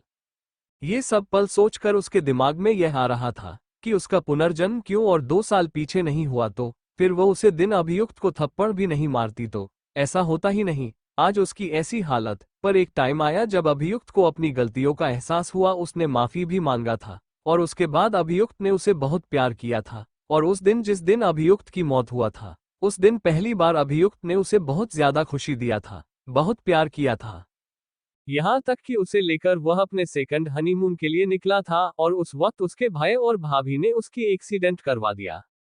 ये सोच के ही उसे काफी गुस्सा आता है, पर पुरानी बातें सोचकर उसके दिमाग में यह चीज अच्छे से आ जाता है कि अभियुक्त की कुछ भी गलती नहीं है। वह ऐसे ही खानदान में रहा जहां पर उसे ऐसे ही संस्कार मिले, पर बाद में उसे जब अभियुक्त की सच्चाई पता चली तब उसके दिल में अभियुक्त के लिए बहुत ज्यादा प्यार आ गया था और वह प्यार करने लगी थी अभियुक्त से। ये सोचते हुए वो अभियुक्त को देखती है और कहती है, आपको क्या नींद नहीं आ रहा है? काफी रात हो चुका है। उसे अचानक इतना शांत होता देखकर अभियुक्त हैरान हो जाता है और कहता है, आज क्या हुआ तुम्हें? ऐसे गिरगिट की तरह रंग क्यों बदल रही हो? कभी लाल, कभी पीला, कभी नीला। ये सुनकर वह कहती है, आपको कुछ भी बताना ही बेकार है, जो चाहे वो करिए। ये बोलकर वो अपनी बेटी को कसकर गले लगा लेती है और उसके सर को चूमती है और उसके बाद उसे बेहद प्यार से सुला देती है, जिसे देखकर न जाने क्यों अभियुक्त को काफी ज्यादा जलन हो रही थी। अभियुक्त को पहले बार जिस बात से अनजान है अंतरा, पर अभियुक्त उसको ना जाने क्यों आज अंतरा काफी अलग लग रही थी और वो काफी ज्यादा अट्रैक्ट हो रहा था अंतरा की तरफ, जैसा पहले कभी भी नहीं हुआ। ये सोचकर वो काफी ज्यादा हैरान हो रही था। तभी अचानक कुछ टूटने की आवाज आता है, जिसकी आवाज सुनकर अंतरा को याद आता है, आज वही रात था जिस रात उसके बेटे पर पहली बार जानलेवा हमला हुआ था। असल में ऐसा ही कुछ टूटने की आवाज हुई थी और वो सब बाहर चले गए थे और इस पर उसके बेटे के सीने पर किसी ने चाकू चला दिया था, उनके कमरे के अंदर जाकर। और बहुत मुश्किलों से उसके बेटे को बचाया गया था, उसका हार्ट ट्रांसप्लांट तक करवाना पड़ा था। ये सोचकर अंतर काफी घबरा जाती है। इधर अभियुक्त आवाज सुनकर जल्दी से अपने चश्मे को टेबल से उठाकर पहन लेता है और कहता है, यह आवाज किस चीज की है? मैं अभी बाहर देखने जा रहा हूं, तुम अंदर ही रहना। ये बोलकर वो बाहर चला जाता है, जिसे देखकर अंतरा अपने दोनों ही बच्चों को अपने गोद में उठा लेती है और अपने दोनों ही बच्चों के जगह पर जहां पर वो दोनों लेटे हुए थे, वो वहां पर तकिया रख देती है और उसे ब्लैंकेट से ढक देती है और फिर अपने दोनों बच्चों को लेकर जल्दी से बाहर चली जाती है, अभियुक्त के पीछे पीछे। जिसे देखकर अभियुक्त गुस्से में कहता है, तुम पीछे पीछे क्यों आ रहे हो? ये सुनकर अंतरा कहती है, कैसी आवाज हुआ है, मुझे भी देखना है। ये सुनकर अभियुक्त कहता है, तो बच्चों को क्यों लेकर आ रहे हो? ये सुनकर अंतरा कहती है, मेरी मर्जी, मेरे बच्चे मैंने जन्म दिया है, मैं जो चाहे कर सकती हूँ मेरे बच्चों के साथ। ये बोलकर वह अपने बच्चों को लेकर आगे बढ़ जाती है और उसे ऐसा करता देखकर काफी गुस्सा आता है अभियुक्त को और अभियुक्त भी उसके पीछे पीछे चल पड़ता है। इधर कुछ टूटने की आवाज सुनकर परिवार के सभी लोग बाहर आ गए थे। अब घर की सारी लाइटें जो ऑफ हो चुका था वो जल जाता है एक एक करके और सभी देखते हैं कि सामने बड़ा सा कांच का टेबल टूटा हुआ पड़ा था। तभी इतनी जोर से आवाज हुआ है, जिसे देखकर देविका जी कहती है, ये कैसे हुआ? क्या घर में चोर घुस आया है? वरना ऐसा कैसे हो सकता है? ये सुनकर अभियुक्त कहता है, आई थिंक किसी ने तो ऐसा किया है। ये सुनकर अंतर को याद आने लगता है, लास्ट टाइम वह अपने दोनों ही बच्चों को कमरे में छोड़कर अभियुक्त के साथ बाहर आ गई थी और उसे वक्त इस टेबल को तोड़ा था अभियुक्त के भाभी ने, क्योंकि अभियुक्त की भाभी भी अभियुक्त से बहुत नफरत करती है। और अभियुक्त का भाई भी उससे नफरत करता है, जो अभियुक्त से छोटा था और उस रात उन चारों लोग को ही मारने वाले थे, उसका भाई। पर उस रात वह तीनों बच गए थे, पर उसका बेटा खतरे में पड़ गया था। इस बार उसने अपने बेटे को बचा लिया था। ये सोचकर उसे बहुत ज्यादा खुशी महसूस हो रहा है अपने दिल में। पिछली बार ऐसा हुआ था कि उसे पर सारा इल्जाम लगाया गया था कि उसने तोड़ा था इस कांच के टेबल को। हालांकि अभियुक्त को पता था, अभियुक्त के साथ वह थी, पर फिर भी अभियुक्त ने उसके लिए एक लफ्ज तक मुंह से नहीं निकला था। उसे दोषी बना दिया था और वो तमाशा देखता रहा। ये सोचकर उसे काफी गुस्सा आता है और तभी उसका ध्यान घड़ी के कांटे पर जाता है। पर 1 बजे रहा था और उसे याद आता है, इसी पल अभियुक्त की भाभी ने कहा था कि यह सब कुछ उसने किया है। अगले ही पल अभियुक्त की भाभी सामने आकर गुस्से से कहती है, मैं पानी लेने बाहर आई थी और मैंने देखा था इस टेबल को अंतरा दीदी ने तोड़ा है। यह सुनकर अंतरा के चेहरे पर एक तिरछा मुस्कुराहट आ जाता है, क्योंकि इस बार वह पिछली बार की तरह घबराने नहीं वाली थी। वह हिम्मत के साथ मुस्कुराते हुए कहती है, सेजल तुम्हें गलतफहमी हुआ है, मैंने इसे नहीं तोड़ा है। चाहे तो अपने देवर जी से भी पूछ लो कि मैं किसके साथ थी। मैं उनके साथ थी, पूरा टाइम थी, और जैसा कि तुमने कहा कि थोड़ी देर पहले ही आवाज आया था और उसे वक्त इनकी और हमारी लड़ाई हो रहा था, इनसे पूछ लो। ये बोलकर वो इंतजार करने लगती है अभियुक्त के कुछ कहने का। उसे उम्मीद नहीं है कि अभियुक्त कुछ बोलेगा, पर उसके उम्मीद से हटकर अभियुक्त घमंड के साथ कहता है, सेजल शायद तुमने किसी और को देखा था, क्योंकि अंतरा मेरे साथ थी और मेरी बेटी उठ गई थी, वह से ही देख रही थी, और सच में हम दोनों की थोड़ी लड़ाई हो रहा था उस वक्त। और उस वक्त ही क्या, पूरा टाइम वह मेरे साथ ही थी, और अभी थोड़ी देर पहले हम दोनों एक साथ बाहर निकले हैं। क्या इसका मतलब ये टेबल हम दोनों ने तोड़ा है? ये सुनकर सेजल घबरा जाती है और वह नजरें चुराते हुए कहती है, नहीं मैं ऐसा नहीं बोल रही हूँ, मुझे लगा। ये बोलते हुए वो जल्दी से अपनी बात को घुमाते हुए कहती है, हाँ शायद कोई और थी और मैंने उसे दीदी समझ लिया था। ये सुनकर अंतरा कहती है, अब गलतफहमी क्लियर हुआ ना, मैंने ऐसा कुछ नहीं किया। ये बोलते हुए वो मुस्कुराती है और अभियुक्त उसको देखती है, क्योंकि उसे उम्मीद नहीं था कि उसका नालायक पति कुछ कहेगा, पर उसने कहा था, पहली बार उसके लिए स्टेप लिया था और इस बार वह अपनी पूरी जिंदगी को ठीक करेगी। ये सोचकर वो मुस्कुराते हुए वहां से जाने लगती है और उसे जाते देखकर अभियुक्त खुद भी उसके पीछे पीछे आ जाता है। उसके बाद वो दोनों कमरे के अंदर जाकर कमरे की लाइट जलते हैं और अचानक अभियुक्त का ध्यान बेड पर जाता है और झूले पर, जहां पर तकिया और ब्लैंकेट की हालत सही नहीं था, क्योंकि किसी ने बुरी तरीके से उसे पर चाकू से बाहर किया था। ऐसा लग रहा था हर जगह रुई बिखरे हुए थे जो उन तकिया के अंदर थी। इसे देखकर अंतरा एक चैन की सांस लेती है कि उसने अपने बच्चों को बचा लिया था। आज की रात काफी ज्यादा दर्दनाक था उसकी पिछली जिंदगी में। अब वो चैन से, सुकून से अपने बच्चों को लेकर सो सकती थी। अब वो बिल्कुल फिक्र नहीं करेगी, क्योंकि उसे पता है आगे क्या होने वाला है और उसे इस बार क्या करना है। ये सोचकर वो अपनी मासूम छोटे छोटे बच्चों को देखती है, जो सिर्फ 2 साल के ही थे और बस चलना और बोलना है सीखा था उन्होंने। इधर ये सब देखकर अभियुक्त उसको इतना गुस्सा आता है कि वो गुस्से से चिल्लाकर अपने असिस्टेंट को बुलाता है और वह भागते हुए कमरे के अंदर आता है और कमरे की हालत देखकर हैरानी से कहता है, बस ऐसा कैसे हो सकता है, क्या कोई आया था? दुश्मन कमरे के अंदर? ये सुनकर वो दांत पीसकर कहता है, हाँ कोई आया था, शायद उनका टारगेट हम चारों थे। 24 घंटे के अंदर ढूंढो उन्हें, अगर 24 घंटे के अंदर ढूंढ नहीं पाए तो तुम्हें पता है ना इसका अंजाम क्या होने वाला है।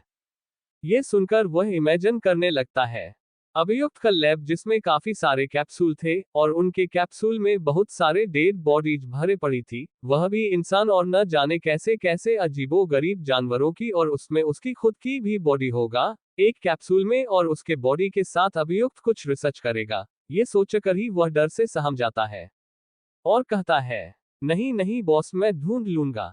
उद्धरण चिन्ह। ये बोलकर वो वहां से भाग जाता है और अभियुक्त गुस्से से अपना फोन उठाता है और बाहर चला जाता है। थोड़ी देर बाद एक नौकरानी आती है और पूरे कमरे को साफ करके फिर से बिस्तर ठीक कर देती है, और उसके बाद अंतरा अपने दोनों बच्चों को बिस्तर पर सुलाती है और खुद भी उनके बगल में लेट जाती है। अब तक अभियुक्त भी आ चुका था कमरे में आकर वह भी अपने बच्चों को देखता है। वह भी काफी डर गया था, अगर उसके बच्चों के साथ कुछ हो जाता, वह कैसे खुद को माफ करता। उसे अपनी परवाह नहीं है, पर उसे अपने बच्चों की परवाह है। वो अपने बच्चों को कुछ नहीं होने देगा। भले ही वो दिखता नहीं था, पर वो अपने बच्चों से बहुत प्यार करता है। अंतरा देख पा रही थी, अभियुक्त की आंखों में अपने बच्चों के लिए डर और प्यार उसे काफी अच्छा लग रहा था। ये देखकर कि अभियुक्त खुद भी इस बार काफी बदला हुआ लग रहा है। ऐसा लग रहा है कि इस बार उसके महाकाल ने अभियुक्त के अंदर दिमाग दे दिया था, जो पहले नहीं दिया था। ये सोचकर वो अंतरा अपनी आंखें बंद कर लेती है। पर तभी उसे कुछ महसूस होता है। अपने ऊपर वह देखी है तो अभियुक्त उसके ऊपर था। वो उसे दूर हटाने के लिए उसके सीने पर हाथ रख देती है।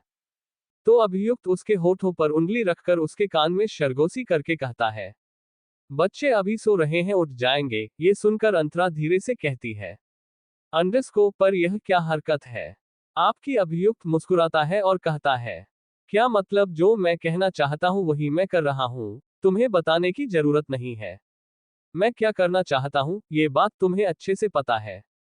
कि मैं याद दिलाओ, मेरे मूड का कोई वक्त नहीं होता, कभी भी मेरा मूड बन जाता है। उद्धरण चिन्ह। ये सुनकर अंतर गुस्सा से कहती है, पर अभी नहीं, अभी मुझे आराम करना है। मैं बहुत ज्यादा थक चुकी हूँ। ये बोलकर वह याद करने लगती है। उसकी पिछली जिंदगी में उसके साथ आज के दिन कितना कुछ हो गया था, और इतना कुछ होने के बाद ऊपर से अब वह कैसे ठीक रह सकती है। जाहिर है वो बहुत थक जाएगी, और वो बहुत ज्यादा थकी हुई है। पर इस वक्त भी इस आदमी को अपना हवस मिटाना था। ये सोचकर अंतर को काफी गुस्सा आ रहा था। पिछली जिंदगी में वो कभी भी अभियुक्त को रोक नहीं पाई थी, चाहे उसे कितना भी ज्यादा दर्द क्यों ना हुआ हो, पर वह रुकता नहीं था। पर इस बार वो अंतरा उसके खिलाफ जाएगी, उसे रोकेगी, अपने साथ हुए सारे जुर्म पर आवाज उठाएगी। और अगर अभियुक्त नहीं माना, वो डिवोर्स देने के लिए भी तैयार थी अभियुक्त को। ये सोचकर वो गुस्से से अभियुक्त को देखती है, और अभियुक्त की आंखों में तो उसे कुछ और ही दिखता है। अपने लिए नशा, पागलपन, ढेर सारा जुनून दिखता है उसे, पर उसे समझ नहीं आता है कि ऐसा क्यों हो रहा है।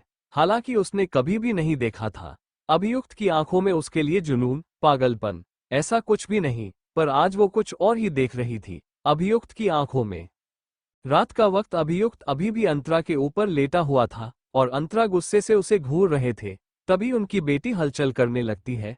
नींद में ऐसा लग रहा था कि वो अभी उठ जाएगी, जिसे देखकर अभियुक्त जल्दी से उसके ऊपर से हट जाता है। और फिर वह अपनी बेटी को देखता है और अपनी ठंडी आवाज में पूछता है, उठ क्यों गए? तुम सो जाओ। ये सुनकर वो डर से कांप जाती है और अंतरा को गले लगा लेती है और उसके सीने में सर छिपा लेती है।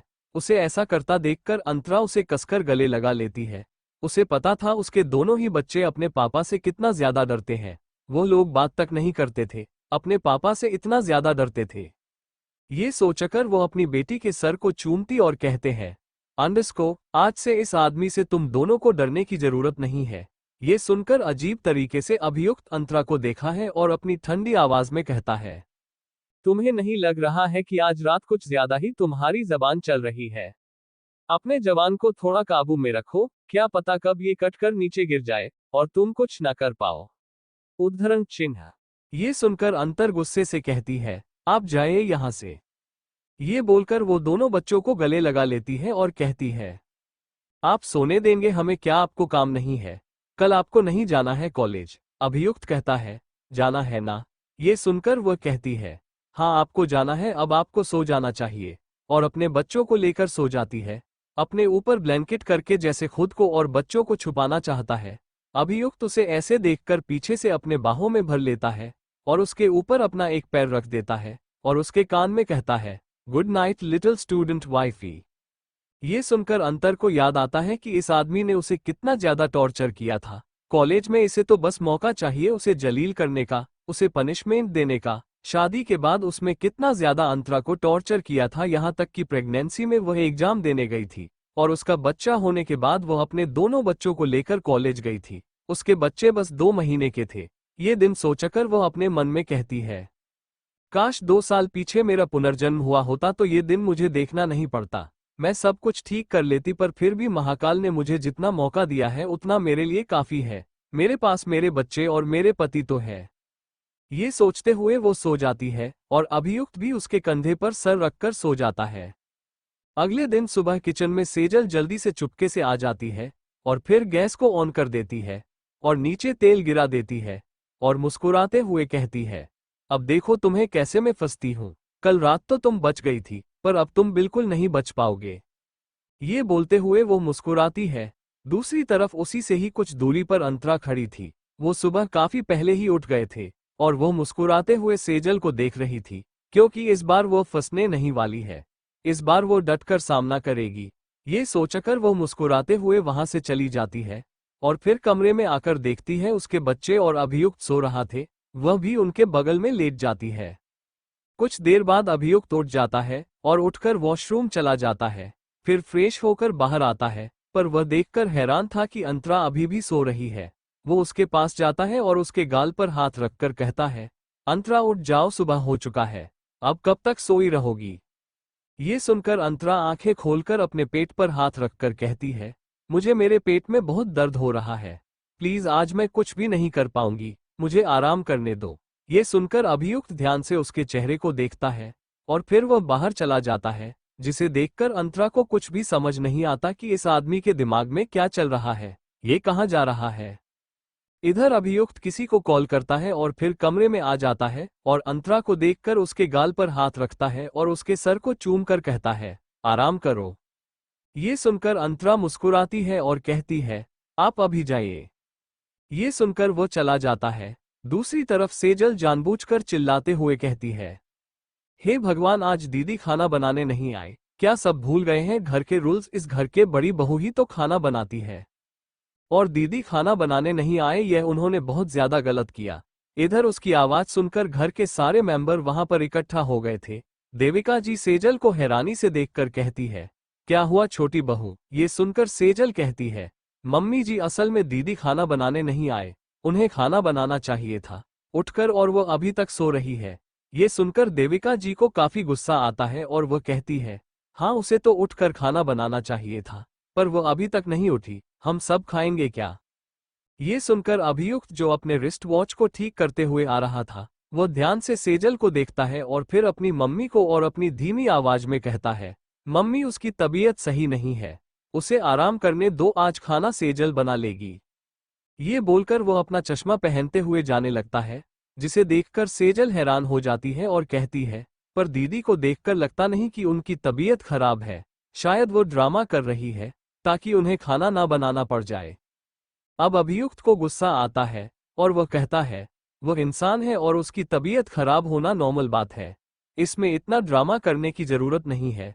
और अगर आप लोगों को प्रॉब्लम है तो मैं मेरे बीवी और बच्चों को लेकर यहाँ से जाना पसंद करूंगा, और वैसे भी मुझे पसंद नहीं है मेरी बीवी दिन रात इन सब बेकार कामों में अपना वक्त बर्बाद करे, क्योंकि यह सब करने के लिए बहुत सारे मेड सर्वेंट रखे हैं। उसकी बातें सुनकर उसकी मम्मी एक गहरी सांस लेती है और कहती है, बेटा ये सब काम हम भी पहले करते थे, तब भी मौजूद थे नौकर खाना बनाने वाले सब, पर फिर भी हम करते थे क्योंकि यह हमारे घर का रिवाज है। ये सुनकर अभियुक्त कहता है, तो जब आप बीमार होती थी तब भी आप ऐसा करती थी। ये सुनकर देविका जी चुप हो जाती है। उन्हें चुप होता देखकर अभियुक्त कहता है, मुझे लेट हो रहा है, मैं जा रहा हूँ, और आई होप कि मेरी वाइफ को आप लोग परेशान नहीं करेंगे इस बात को लेकर। ये बोलकर वो बाहर चला जाता है। दूसरी तरफ अंतरा ये सब देख रही थी। सीडीओ से उसे काफी अच्छा लग रहा था ये देखकर, क्योंकि दूसरी बार था जब अभियुक्त ने उसकी साइड लिया है, वरना उसकी पिछली जिंदगी में अभियुक्त उसने कभी भी एक लफ्ज तक नहीं बोल, चाहे वह मर ही क्यों ना रही हो उसको लेकर। यहाँ तक कि वो प्रेग्नेंट थी और उसके डिलीवरी में 2-3 हफ्ते ही बाकी थे, उसे उस हालत में भी सबके लिए खाना बनाना पड़ता है, और फिर कॉलेज जाना, घर के काम उससे ही करवाया जाते थे। ये सोचकर उसकी आंखों में आंसू आ जाता है। वो एक गहरी सांस लेकर अपने आंसू को साफ कर दिए और फिर कमरे के अंदर चली जाती है, दरवाजा बंद कर देती है और देखते हैं तो उसके दोनों ही बच्चे उठ चुके थे। ये देखकर वो उन दोनों को गले लगा लेती है और उसका बेटा अपनी टिमटिमाती हुई आंखों से अपनी मम्मी को देख रहा था। अंतरा प्यार से उसके सर को चूमती है, जिसे देखकर उसकी बेटी भी अपने सर पर इशारा करती है, तो वो हंसते हुए उसके सर को चूम देती है और फिर एक एक करके दोनों को नहलाकर कपड़े पहना देती है और फिर दरवाजा खोलकर उन दोनों को लेकर बाहर चली जाती है। बाहर आने के साथ ही साथ सेजल उसे गुस्से से देखती है और कहते हैं, दीदी आपकी तो तबीयत खराब थी ना। ये सुनकर वो मुस्कुराते हुए कहती है, हाँ मेरी तबीयत काफी ज्यादा खराब थी, पर अब मैं ठीक हूँ। ये बोलकर वो बच्चों को लेकर बाहर जाने लगती है जिसे देखकर सेजल हैरानी से कहती है, दीदी आप कहाँ जा रहे हो इन दोनों को लेकर। ये सुनकर वो उसे देखकर मुस्कुराते हुए कहती है, सेजल तुम्हें क्यों इतना ज्यादा जानना होता है, मैं कहाँ जा रही हूँ, नहीं जा रही हूँ, इतना तो मेरा पति भी नहीं पूछता। ये बोलकर वो अपने दोनों बच्चों को लेकर बाहर चली जाती है। और उसे बाहर जाता देखकर देविका जी गुस्से में कहती है, अरे बहू तुम कहाँ जा रहे हो इन दोनों को लेकर। ये सुनकर वह देविका जी को देखकर एक स्माइल पास करती और कहती है, मम्मी जी मैं बच्चों को लेकर बाहर जा रही हूँ, घूमने बहुत दिन हो गए बच्चे घर में ही है। उन्हें बाहर जाने का मन करता है, घूमने का मन करता है, पर घूमने नहीं ले जा पाती क्योंकि घर के बहुत कम करने होते हैं ना मुझे, क्योंकि आपके घर में इतने पैसे नहीं है कि नौकरों को दे पाओ। सब दुनिया वाले क्या सोचते हैं, आर्यवंशी घर की बहू की जिंदगी कितना अच्छा है, पर उन्हें क्या पता उनके खानदान की बहू को नौकरानी की तरह रखा जाता है। वो चेहरे पर स्माइल लेकर यह बात उनके मुंह पर फेंकती है जैसे, और उनकी बातें सुनकर देविका जी को काफी गुस्सा आता है, पर एक तरफ से उन्हें ये बात सही लगता है, इसलिए वो कुछ नहीं बोलता और वहां से चली जाती है। और उन्हें जाते देखकर सेजल हैरान हो गई थी और वो कुछ कहने ही वाली थी कि अंतरा गुस्से से कहती है, सेजल अपने कमरे में जाओ, तुम प्रेग्नेंट हो ना, आराम की जरूरत है तुम्हें तो आराम करो। ये बोलकर वो दोनों बच्चों को लेकर बाहर आ जाती है और बाहर आकर वो फोन निकलती है और फिर अभियुक्त को कॉल करती है। 2 रिंग जाने के बाद अभियुक्त कॉल रिसीव करता है और अपनी ठंडी आवाज में पूछता है, व्हाट हैपेंड वाइफी। ये सुनकर एक पल के लिए अंतरा के रूह कांप जाती है क्योंकि वो काफी ज्यादा शांत था, इतना शांत कि ऐसा लग रहा है ये तूफान के पहले की खामोशी है। पर इस बार उसे डरना नहीं था। वो थोड़े गुस्से में कहती है, मुझे बच्चों को लेकर बाहर घूमने जाना है, गाड़ी भिजवाओ क्योंकि मुझे यहाँ पर ड्राइवर और गाड़ी नहीं दिख रही है। ये सुनकर कुछ देर तक एक लंबी खामोशी रहती है उस तरफ से और फिर 2 मिनट गुजारने के बाद वो जवाब देता है, कहाँ जाना है बताओ मैं आ रहा हूँ। उसका जवाब सुनकर वह हैरान हो गई थी, उसे समझ नहीं आता यह आदमी इतना ज्यादा शांत बिहेव क्यों कर रहा है। उस तो गुस्सा करना चाहिए था ना, गुस्से में आकर उस पर हाथ उठाना चाहिए था ना, पर यह ऐसा कुछ नहीं कर रहा है, इतना शांत है। ये सोचकर बस वो फोन को देखती जा रही थी, तभी उसे पार से आवाज आती है, क्या हुआ बताओ। ये सुनकर वो कहती है, नहीं नहीं आपको आने की जरूरत नहीं है, आप काम कर रहे होंगे, कॉलेज में काफी सारा काम होता है, मैं चली जाऊंगी, आप बस गाड़ी भिजवा दो और ड्राइवर। ये सुनकर वो कहता है, नहीं आज मैं लीव ले लूंगा। ये सुनकर अंतरा हैरान हो गई थी, उसे यकीन नहीं हो रहा है यह आदमी उसके लिए लीव लेने को भी तैयार है। ये बात जैसे उसके सर के ऊपर से जाती है। वो काफी ज्यादा हैरान थी पर कुछ सोचकर वो कहती है, ठीक है आप आ जाइए, बच्चे इंतजार कर रहे हैं और उन्हें भूख भी लगी है। ये सुनकर अब वो थोड़ा गुस्से में कहता है, बच्चों ने खाना नहीं खाया है क्योंकि आपकी भाभी ने सारा खान फेंक दिया है, बच्चों के लिए और मेरे लिए कुछ बचा ही नहीं है। ये बोलते हुए वो फोन को कट कर देखती है और कुछ देर पहले जो हुआ वो सोचने लगती है। जब वो बच्चों को लेकर नीचे आ रही थी उसने साफ देखा था से जो सारा खान डस्टबिन में फेंक रही थी। ये सोचकर वो गुस्से से मन में कहती है, इस सेजल का तो कुछ करना पड़ेगा। सब सोचते हुए वो अपने बच्चों को गोद में उठा लेती है जो नीचे खड़े थे। वो उन दोनों को गोद में उठाकर प्यार से उन दोनों के सर को चूमती है और कहती है, आप दोनों को काफी भूख लगा है ना। ये सुनकर दोनों ही बच्चे हाँ में कर हिलाते हैं, जिसे देखकर वो कहती है, पापा अभी आएंगे और हम बाहर जाएंगे और अच्छे कैफे में हम ब्रेकफास्ट करेंगे, ठीक है ना। ये सुनकर दोनों ही बच्चे खुश हो जाते हैं। तभी उसका बेटा मुस्कुराते हुए अपनी धीमी आवाज में कहता है, मम्मी मुझे सैंडविच खाना है और चॉकलेट शेक पीना है और घूमने जाना है एम्यूजमेंट पार्क। अभियुक्त की वहां पर गाड़ी आकर रुकता है जिसमें से एक आदमी निकालकर दरवाजा खोलना है पीछे वाला, और उसे गाड़ी में से अभियुक्त निकलता है और फिर अपने बच्चों को देखता है।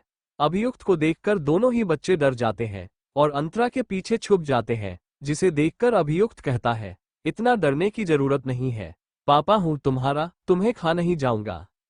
ये बोलकर वो उन दोनों को अपने पास बुलाता है पर दोनों उसके पास आते ही नहीं, दोनों एकदम चुप थे। बच्चों की चुप्पी उसे काफी ज्यादा परेशान कर रहा था। और तभी अभियुक्त हो याद आने लगता है सब कुछ, कैसे उसका भी पुनर्जन्म हुआ था। उसे अपनी हर वो गलती जो उसने अपनी पिछली जिंदगी में की थी उसका खुद का भी पुनर्जन्म हुआ है। सोचते हुए अपने हाथों को देखता है और फिर हाथों की मुट्ठी बना लेता है और अंतरा को देखता है जो कि बच्चों को समझ रही थी कि उन्हें डरने की जरूरत नहीं है। उसे याद आ रहा था अंतरा उससे कितना प्यार करती थी और उसने अंतर के साथ कितना गलत किया है अपनी पिछली जिंदगी में, जो उसे बिल्कुल करना नहीं चाहिए था। पर अब उसे अपनी गलती को सुधारना है। अब वो ऐसा बिल्कुल नहीं करेगा जो उसने पहले किया था। सोचते हुए वो अपने बच्चों के पास चला जाता है और फिर अपने बच्चों को गोद में उठा लेता है और उसे ऐसा करता देख दोनों ही बच्चे डर जाते हैं। अंतरा और अभियुक्त और उनके बच्चे सभी बाहर ही खड़े थे। गाड़ी के सामने अभियुक्त अपने दोनों बच्चों को गाड़ी में बिताते हैं और फिर अंतर के पास आता है और ध्यान से अंतर को देखा है। वो आज बहुत खूबसूरत लग रही है। उसने एक सफेद सॉफ्ट सिल्क की साड़ी पहनी हुई थी जो थोड़ा नेट जैसा है, इस वजह से उसकी कमर अच्छे से दिख रहा है। और उसने हाफ स्लिप ब्लाउज पहना हुआ है और उसका डीप नेक होने के कारण से थोड़ा क्लीवेज दिख रहा है। और उसके बाद खुले हुए थे, उसमें स्ट्रेट करके हल्के कल कर लिए थे और थोड़ा मेकअप, गले में मंगलसूत्र और डायमंड नेकलेस, हाथों में चूड़ियां, मांग में सिंदूर, फोटो पर गहरी लाल लिपस्टिक, पैरों में पायल, वॉच। इतनी खूबसूरत लग रही है कि कभी वो इतनी खूबसूरत लगी ही नहीं। अभियुक्त तो उसके खूबसूरती में खो ही गया था। उसे तो ये तक ध्यान नहीं रहा कि वो खड़ा कहाँ है, वो बस देखे जा रहा था अंतरा को। और अंतरा उसकी आंखों के सामने चुटकी बजती है और कहती है, मिस्टर कहाँ खो गए? चलो हम लेट हो रहे हैं, बच्चों को काफी ज्यादा भूख लगा है। अब बच्चों को भूख तो नहीं छोड़ सकते हैं ना, वैसे भी आपकी फैमिली वाले ऐसे हैं, उन्हें अपने खुद के खून का परवाह नहीं है, उन्हें खुद से मतलब है। ये बोलकर वह अपने खूबसूरत पतली सी कमर को मार्केट हुए गाड़ी के पास चली जाती है और अभियुक्त का ध्यान उसके पीठ से होते हुए उसके कमर पर अटक जाता है और वह बस उसके मटकते हुए कमर को देख रहा था, चलने की वजह से जो और भी ज्यादा मटक रहा है। वो जैसे खुद में से कंट्रोल हो रहा था अपनी खूबसूरत बीवी को देखकर। पर तभी उसके कान में किसी फोन की आवाज आता है और वह होश में आकर जल्दी से अंतरा के पीछे चला जाता है और कहता है, रुको। ये सुनकर अंतरा रुक जाती है और वो खुद दरवाजा खुलता है। इसे देखकर अंतरा कुछ नहीं कहती, वो चुपचाप बैठ जाती है और उसके बाद अभियुक्त खुद भी बैठ जाता है अंतर के पास वाले सीट पर और उनके दोनों बच्चे उनके गोद में बैठ जाते हैं। दोनों ही काफी ज्यादा छोटे छोटे थे, बस 2 साल के हैं।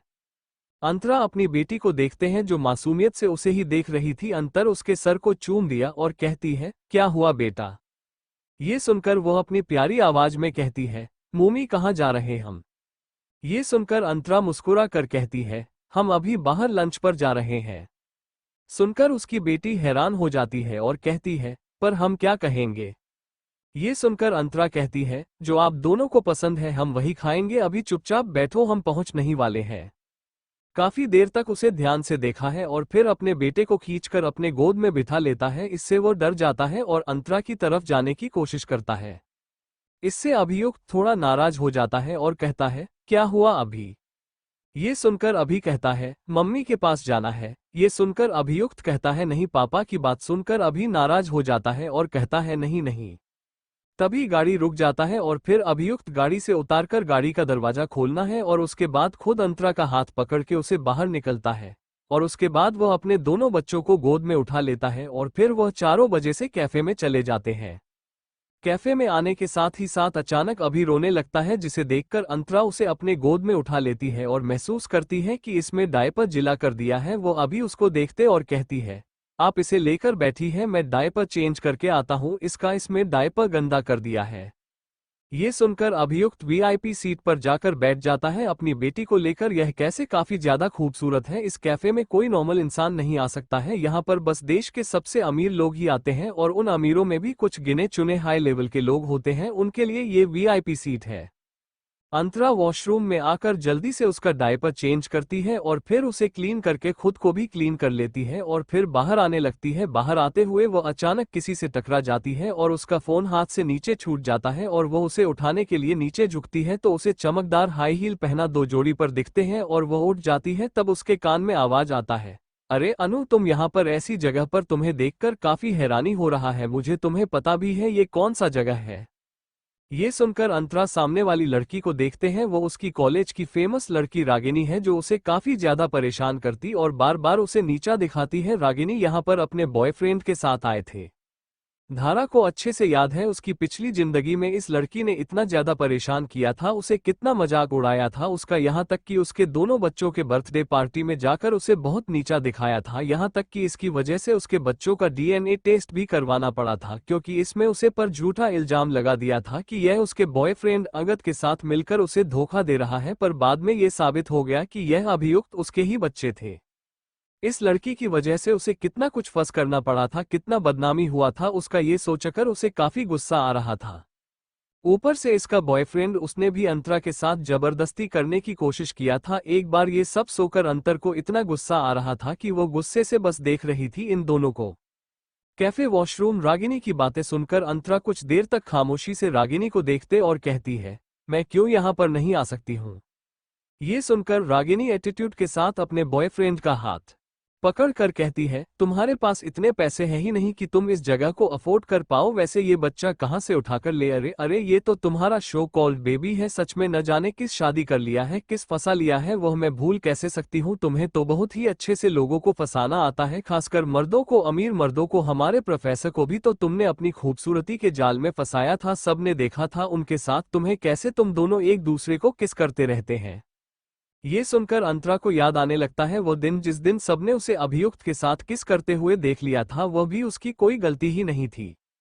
अंतरा अपने पेट पर हाथ रखकर कॉलेज के अंदर इंटर करती है, वह भी 5 महीने की प्रेग्नेंट थी। उसने देने का जंपसूट पहना हुआ था और पिक क्रॉप टॉप अपने बालों को बंद लिया था। छोटी में वह काफी खूबसूरत लग रही थी और प्यारी भी। इधर इस हालत में भी वह इतनी खूबसूरत लग रही है कि सारे लड़के बस उसे ही देख रहे थे। ये सब देखकर काफी लड़कियों को जलन हो रहा है, तो अपने क्लास में चली जाती है और फिर अपने सीट पर बैठ जाती है और निकाल कर पढ़ने लगती है। तबीयत हैंडसम सा लड़का उसके बगल में आकर बैठ जाता है और फिर मुस्कुराते हुए उसे देखने लगता है, पर वह ध्यान नहीं देता उसे लड़के पर और फिर क्लास शुरू हो जाता है और वो लड़का बस उसे ही देख रहा था, पर उसका पूरा ध्यान पढ़ने में है। ऐसे ही यह वाला क्लास खत्म होता है और वह उठकर बाहर चली जाती है, जिसे देखो उसे लड़की को गुस्सा आता है कि वह तब से इस लड़की को देख रहा है, पर ये लड़की उसे अच्छी नहीं रही है। वह गुस्से से उसके पीछे पीछे आ जाता है और फिर कैंटीन के पास पहुंचकर देखा है तो वह एक सीट पर बैठी हुई है। वह जाकर उसका हाथ पकड़ के उसे उठा लेती है और अंतरा हैरानी से उसे देखते और कहती है,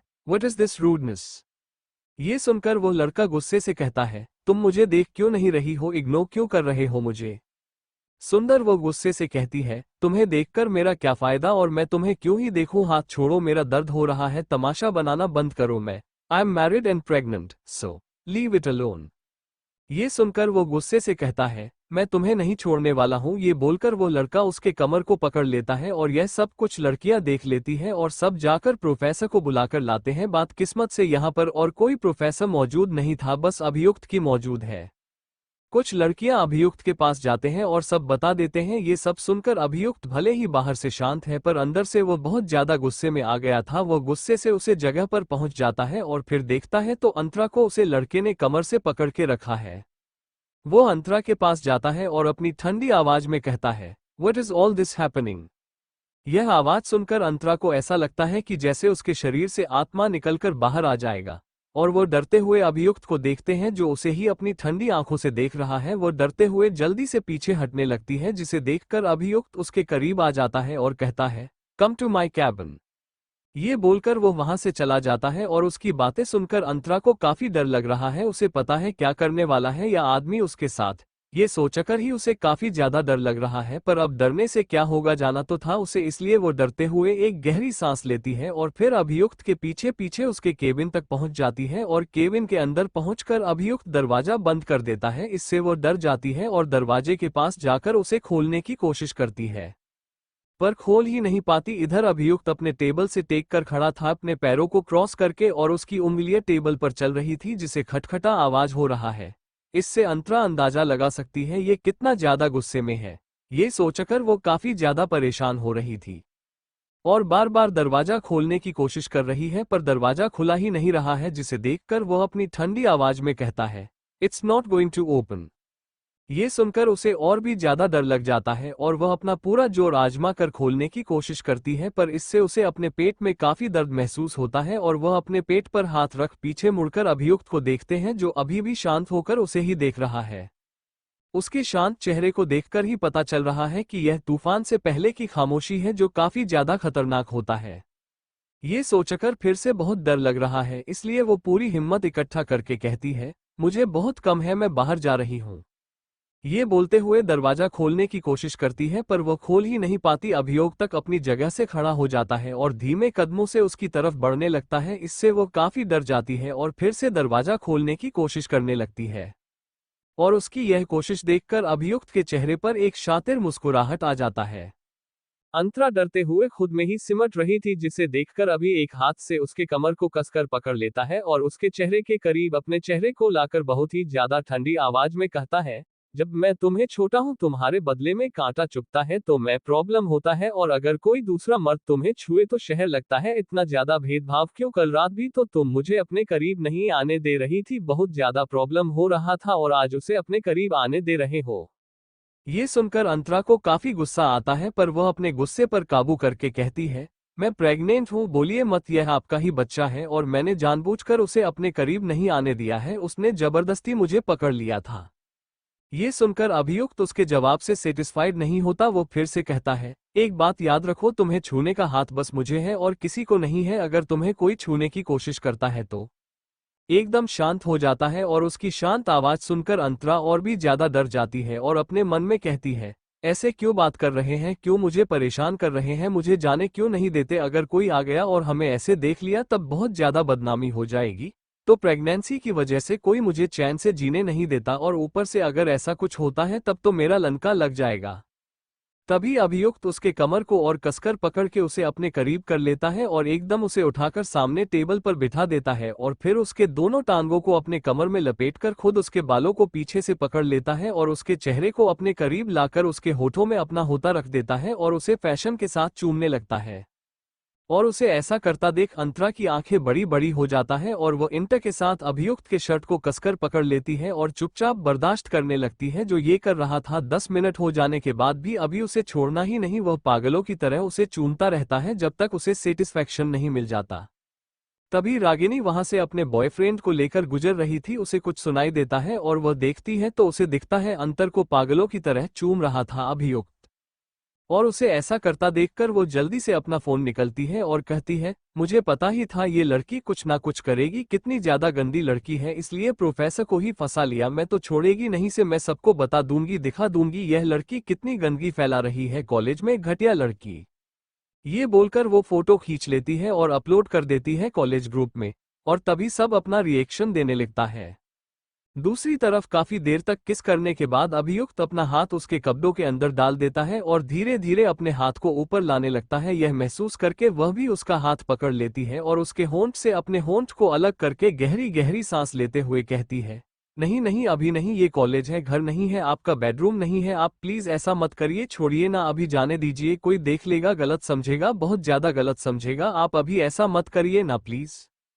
ये बोलते हुए वो परेशानी से अभियुक्त को देखने लगती है और अभियुक्त भी उसे देखा है और फिर अपने हाथ को बाहर निकालकर उसे बहुत ही कसकर गले लगा लेता है और कहता है, you are so delicious and I want to FHCK you right now. ये सुनकर वो डर जाती है और कहती है, कॉलेज है, आप प्लीज ऐसा मत करिए, आप खुद पर कंट्रोल नहीं रख सकते हो क्या, आप ऐसा करना बंद करिए, मुझे अच्छा नहीं लग रहा है। ये बोलकर वो उसे दूर हटाने लगती है। अभियुक्त अपना बेल्ट खोलते हुए कहता है, no I will FHCK you. ये सुनकर वह और घबरा जाती है और आगे उसे अपनी बाहों में उठाकर टेबल पर लेट देता है और फिर दरवाजे के पास जाकर एक बटन ऑन कर देता है तो कांच के विंडो और दरवाजा सब ढक जाता है।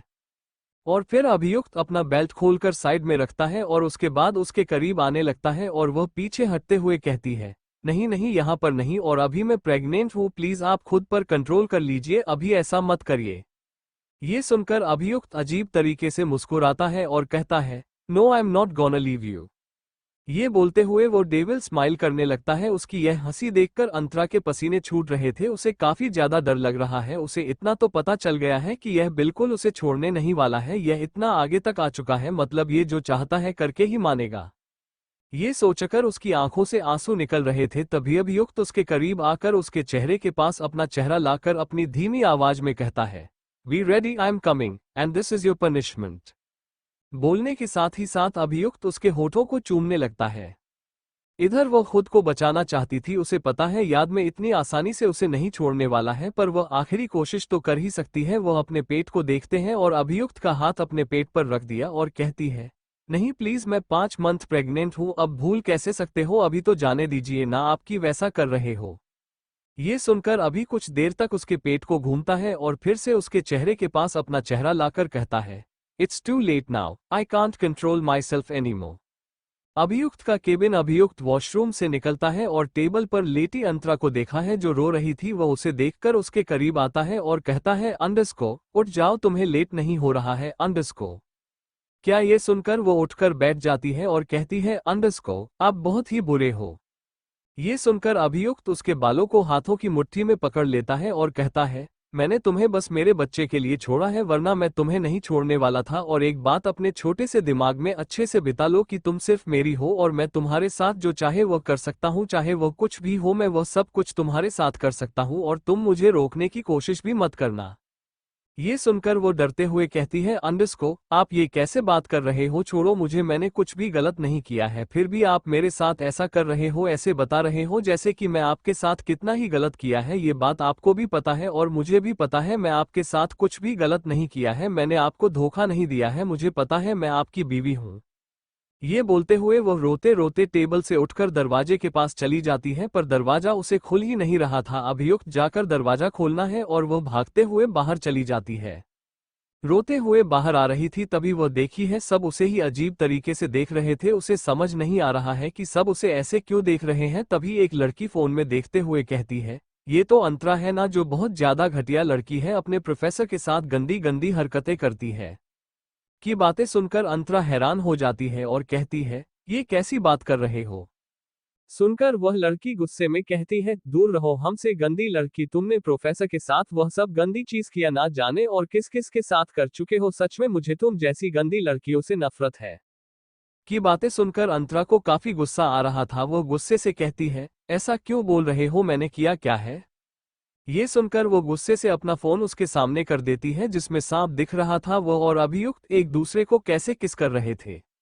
वो अपने मुंह पर हाथ रख देती है और रोते हुए वहां से भाग जाती है और फिर अभियुक्त की गाड़ी के सामने आकर खड़ी हो जाती है और रोते हुए कहती है, अब क्या होगा, अब सबको पता चल जाएगा मेरी और उनकी शादी के बारे में, मैं ऐसा नहीं चाहती।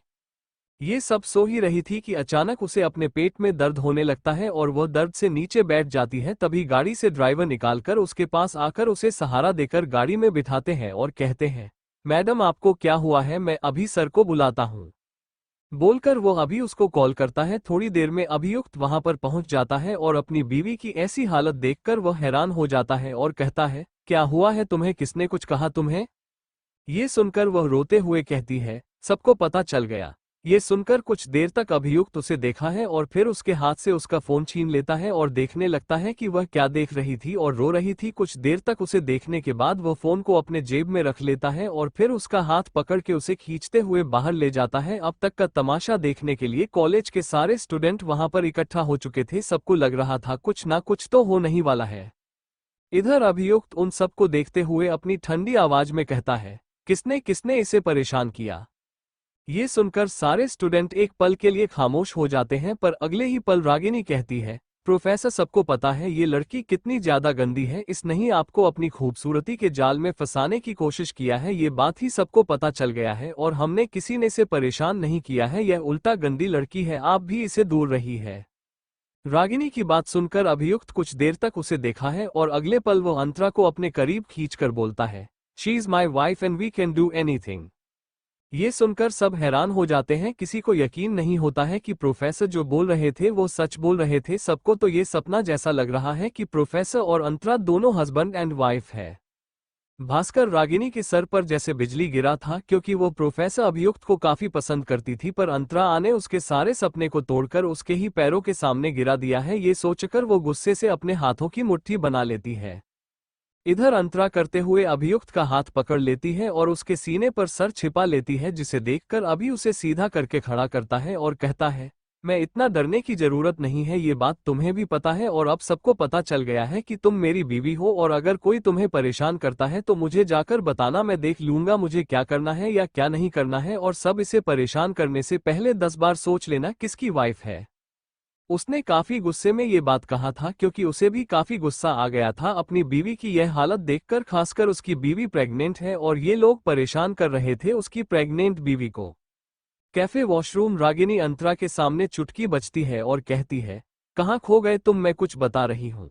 वैसे भी तुम लड़कियां और क्या ही करेंगे, अपने पति के पैसों पर ऐश करोगे, जैसे भी अपनी खूबसूरती के जाल में इतने अमीर आदमी को फंसा लिया है, वो कोई नॉर्मल आदमी तो नहीं है और तुमने फंसा लिया है, अब तो एंजॉय करोगे। सच में तुम जैसे घटिया लड़की मुझे बिल्कुल पसंद नहीं है।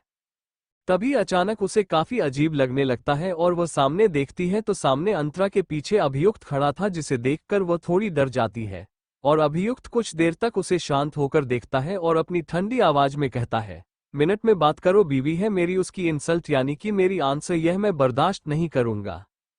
उसने इतना ज्यादा स्मूथली कहा था ये बात कि रागिनी के दिल में जाकर यह छप जाता है और उसे एक दर्द सा महसूस होता है और वह अपनी आंसू भरी आंखों से अभियुक्त को देखने लगती है और फिर अपने बॉयफ्रेंड का हाथ पकड़ के वहां से चली जाती है। और उसे ऐसे जाता देखकर अंतरा कुछ नहीं कहती, वह अपने बेटे को लेकर वहां से निकल जाती है, जिसे देखकर अभियुक्त उसके पीछे पीछे आते हुए कहता है, बार बार क्यों तुम्हें याद दिलाना पड़ता है, तुम कौन हो मेरी, तुम क्यों बर्दाश्त करते हो ये सब। वो कुछ नहीं रहती, वो जाकर अपनी सीट पर बैठ जाती है और फिर पानी का गिलास लेकर अपने बेटे को पानी पिलाने लगती है, उसे प्यास लगा था। इसे देखकर अभियुक्त को गुस्सा तो काफी आता है, पर वह अपने हाथों की मुट्ठी बना लेता है और फिर अपनी सीट पर जाकर बैठ जाता है और अपनी बेटी को अपने गोद में बिठा लेता है और उसे नाश्ता करवाने लगता है। पर बार बार उसे ये सोचकर गुस्सा आ रहा है कि यह लड़की उसके सवालों का जवाब नहीं दे रही है, इसे ऐसा बिल्कुल नहीं करना चाहिए, इस लड़की को उसके सवालों का जवाब देना चाहिए। ये सोचकर उसे काफी ज्यादा गुस्सा आ रहा था। कुछ देर बाद उन चारों ने नाश्ता कर लिया था। नाश्ता करने के बाद अंतरा अपनी धीमी आवाज में अपने बच्चों से पूछती है, को आप दोनों को और कुछ खाना है। ये सुनकर दोनों ही बच्चे अपनी टिमटिमाती हुई आंखों से अपने मम्मी पापा को देखते हैं और फिर एक दूसरे को, और उसके बाद दोनों ही नामे सर हिलते हैं। जिसे देखकर अंतरा कहती है, को अभी हम घर चलेंगे, आप लोगों को घर जाना है ना। ये सुनकर उसकी बेटी अपनी धीमी आवाज में कहती है, को नहीं नहीं। ये सुनकर अंतरा उसे अपने पास बुलाती है और उसके गाल पर हाथ रखकर पूछती है, को क्यों घर नहीं जाना है, कहाँ जाना है आप दोनों को। ये सुनकर वो अपने भाई को देखते हैं और कहती है, अभी बताओ मम्मी को। ये सुनकर अभी जल्दी से अभियुक्त के पास जाता है और उसके हाथ से उसका फोन छीन लेता है और उसका लॉक खोलकर वह गूगल में कुछ सर्च करता है और फिर एक जगह की तस्वीर दिखाते हुए कहता है, सिद्धि और अभी को यहाँ पर जाना है। ये सुनकर वो दोनों उसे तस्वीर को ध्यान से देखते हैं। यह एक एम्यूजमेंट पार्क की तस्वीर है, जिसे देखकर अभियुक्त कहता है, ओके हम आज यहाँ पर जाएंगे। ये सुनकर अंतरा कुछ देर तक उन्हें देखते और कहती है, को नहीं लगता है कि आज आप कुछ ज्यादा ही अजीबोगरीब बिहेव कर रहे हो, आपको आपका काम करना चाहिए, कम पर फोकस करना चाहिए, हम पर इतना ध्यान नहीं देना चाहिए। जहां तक बच्चों को ले जाने की बात है, मैं लेकर चला जाऊंगा। ये सुनकर वो अंतरा को अजीब तरीके से देखा है और कहता है, मैं क्यों अपने बच्चों को लेकर नहीं जा सकता हूँ। ये सुनकर वह अपनी धीमी आवाज में कहती है, क्योंकि आप बहुत ही बिजी इंसान हो, आपके पास फैमिली के लिए टाइम नहीं होता, ना तो अपनी बीवी के सपोर्ट के लिए टाइम होता है, आपको बस वही करना होता है जो आप करना चाहते हो। अभियुक्त को ताना देते हुए कहती है। उसका ताना सुनकर अभियुक्त के चेहरे पर एक स्माइल आ जाता है और वो कुछ देर तक उसे देखा है और कहता है, You're done, I'll give you the answer in bed। ये सुनकर एक पल के लिए काफी ज्यादा डर जाती है अंतरा, पर उसे अभी डरना नहीं था, इसलिए वो उसके बातों को नजरअंदाज करके अपने दोनों बच्चों का हाथ पकड़ के बाहर चली जाती है और अभियुक्त बस उसे देखा ही रह जाता है। कुछ देर बाद उसे एहसास होता है कि उसके बच्चे और बीवी दोनों ही बाहर चले गए हैं, वह भी उनके पीछे पीछे आ जाता है और फिर अभियुक्त खुद जाकर उनके लिए गाड़ी का दरवाजा खोलना है। वह तीनों बैठ जाते हैं, वह भी बैठ जाता है। इधर उसकी यह हरकत देखकर अंतरा के दिमाग में यही चीज आ रहा था, ये कब से बेडाड हस्बैंड से स्वीट हस्बैंड बन गया। ये सब सोते हुए वो अभियुक्त को देख रही थी, जो अपने बच्चों से प्यार कर रहा था। बच्चे भी काफी ज्यादा खुश थे आज अपने पापा को नए रूप में देखकर, बना कल तक उनके पापा एक खतरनाक आदमी थे और आज वही पापा इतने प्यारे इतने स्वीट बन चुके हैं। वो दोनों भी काफी ज्यादा हैरान थे। हैरानी से भी ज्यादा उन्हें खुशी हो रहा है कि उनके पापा बदल गए हैं और उनसे प्यार करते हैं, जो उनके पापा पहले बिल्कुल नहीं करते थे। इधर अंतर्राश के दिमाग में अब एक एक करके सारे नाम आ रहे थे जिनसे उन्हें बदला लेना था। ना जाने कितने ही लोग थे जिन्होंने उसे सताया था, उसको बहुत परेशान किया था, उसे टॉर्चर किया था। ये सब सोच सोच कर ही उसे काफी ज्यादा गुस्सा आ रहा है। और उसे गुस्सा होता देखकर अभियुक्त एकदम से उसके हाथ को पकड़ के उसे अपनी तरफ खींच लेता है और फिर उसके पेट पर हाथ रखता है और कहता है, तुम दोनों को भाई बहन चाहिए। उसकी यह बात सुनकर गुस्से से कुछ देर तक वह देखते ही रह जाती है अभियुक्त को, और अभियुक्त बस मुस्कुरा रहा था। दोनों ही बच्चे एक नज़र अपनी मम्मी को देखा है और फिर पापा को, और अगले ही पल खुशी के साथ रहते हैं चाहिए। एम्यूजमेंट पार्क दोनों ही बच्चे झूले पर बैठे हुए थे और अभियुक्त अपने दोनों बच्चों को देख रहा था तो अपने बच्चों को देखते हुए अचानक सर को नीचे झुकाकर अपने पास खड़ी अपनी बीवी को देखा है और फिर अपने चश्मे को थोड़ा ठीक करते हुए कहता है, आज कुछ ज्यादा ही खूबसूरत लग रही हो। ये सुनकर अंतरा गुस्से से उसे देखते और कहती है, बकवास बंद करो, मुझे आपकी बकवास नहीं सुनना है। ये सुनकर अभियुक्त उसके कमर को पकड़ के अपनी तरफ खींच लेता है उसे और कहता है, कुछ ज्यादा ही नाराज होना तुम मुझसे, इतनी भी क्या नाराजगी। ये सुनकर अंतरा गुस्से से कहती है, आप जो करेंगे, आप मुझे परेशान करना बंद करेंगे, मुझे आपकी कुछ भी बातें नहीं सुनना है। ये बोलकर वो बच्चों के पास जाने लगती है जिसे देखकर अभी उसे अपने करीब खींच लेता है और उसे खींचते हुए एक जगह पर ले जाता है और फिर उसे दीवार के साथ सदा कर उसके चेहरे के पास अपना चेहरा लाकर कहता, क्या तुम्हारा दिल किसी और पर आ गया है? क्या तुम्हें खुद के पति से मन भर गया है? अब कोई और चाहिए? ये सुनकर वो गुस्से से कहती है, लिमिट में बात करो, कुछ भी कहने से पहले अच्छे से सोचा करो कि क्या बोल रहे हो और किस बात कर रहे हो। मैं कुछ कहती नहीं, इसका मतलब यह नहीं कि मुझे गुस्सा नहीं आता है। मेरी लाइफ में जो चाहे वह कर सकती हूँ। तुमने जबरदस्ती मुझसे शादी कर ले, इसका मतलब यह नहीं कि मैं तुम्हारा गुलाम बन के रहूंगी। उसकी बात सुनकर अभियुक्त को भी काफी गुस्सा आने लगा था। अभियुक्त गुस्से से उसके कलाई को पकड़ लेता है और कहता है, मैं सही से बात कर रहा हूँ, तुम ही हो वो जो भूल गए हो अपने पति से कैसे बात करते हैं। सही से बात करो वरना तुम्हें पता है ना मैं क्या कर सकता हूँ। ये सुनकर वह भी गुस्से से कहती है, मुझे अच्छे से पता है आप क्या कर सकते हो क्या नहीं कर सकते हो। आपका बस यही काम है मेरे साथ जबरदस्ती करना, जबरदस्ती मुझ पर अपना हुक्म चलाना, सब कुछ बस जबरदस्ती से करना। उसकी बातें सुनकर अभी उसके बाल को कसकर पकड़ लेता है और कहता है, मुझे गुस्सा मत दिलाओ, तुम्हें पता है ना जब मैं गुस्सा हो जाती हूँ मैं कितना खतरनाक बन जाता हूँ तुम्हारे लिए, अभी मुझे गुस्सा दिलाने की कोशिश भी मत करना। ये बोलकर अभी भी गुस्से से उसे छोड़कर बच्चों के पास चला जाता है। वह भी गुस्से से अपनी कलाई को सहलाते हुए बच्चों के पास चली जाती है। दोनों ही बच्चे काफी थक चुके थे और अब वह दोनों ही घर जाकर आराम करना चाहते हैं। अभी दोपहर हो चुका है और 3 बजे अभियुक्त की एक जरूरी मीटिंग है, इसलिए उन्हें घर जाना पड़ता है। घर पहुंचकर अभियुक्त उन दोनों को छोड़कर डायरेक्टर ऑफिस चला जाता है। अंतरा अपने दोनों बच्चों का हाथ पकड़ती है और फिर अंदर चली जाती है। उन्हें ऐसे अंदर आता देखकर सेजल गुस्से से कहती है, घर में इतना काम है और आप कहाँ चली गई थी दीदी? आपको पता नहीं है कल करवा चौथ है और अभी आप ऐसे घूम रही हो, आपको क्या व्रत नहीं रखता है? तैयारी तो शुरू कर दो, कितना काम है, घर को सजाना है और आप ऐसे घूम रही हो।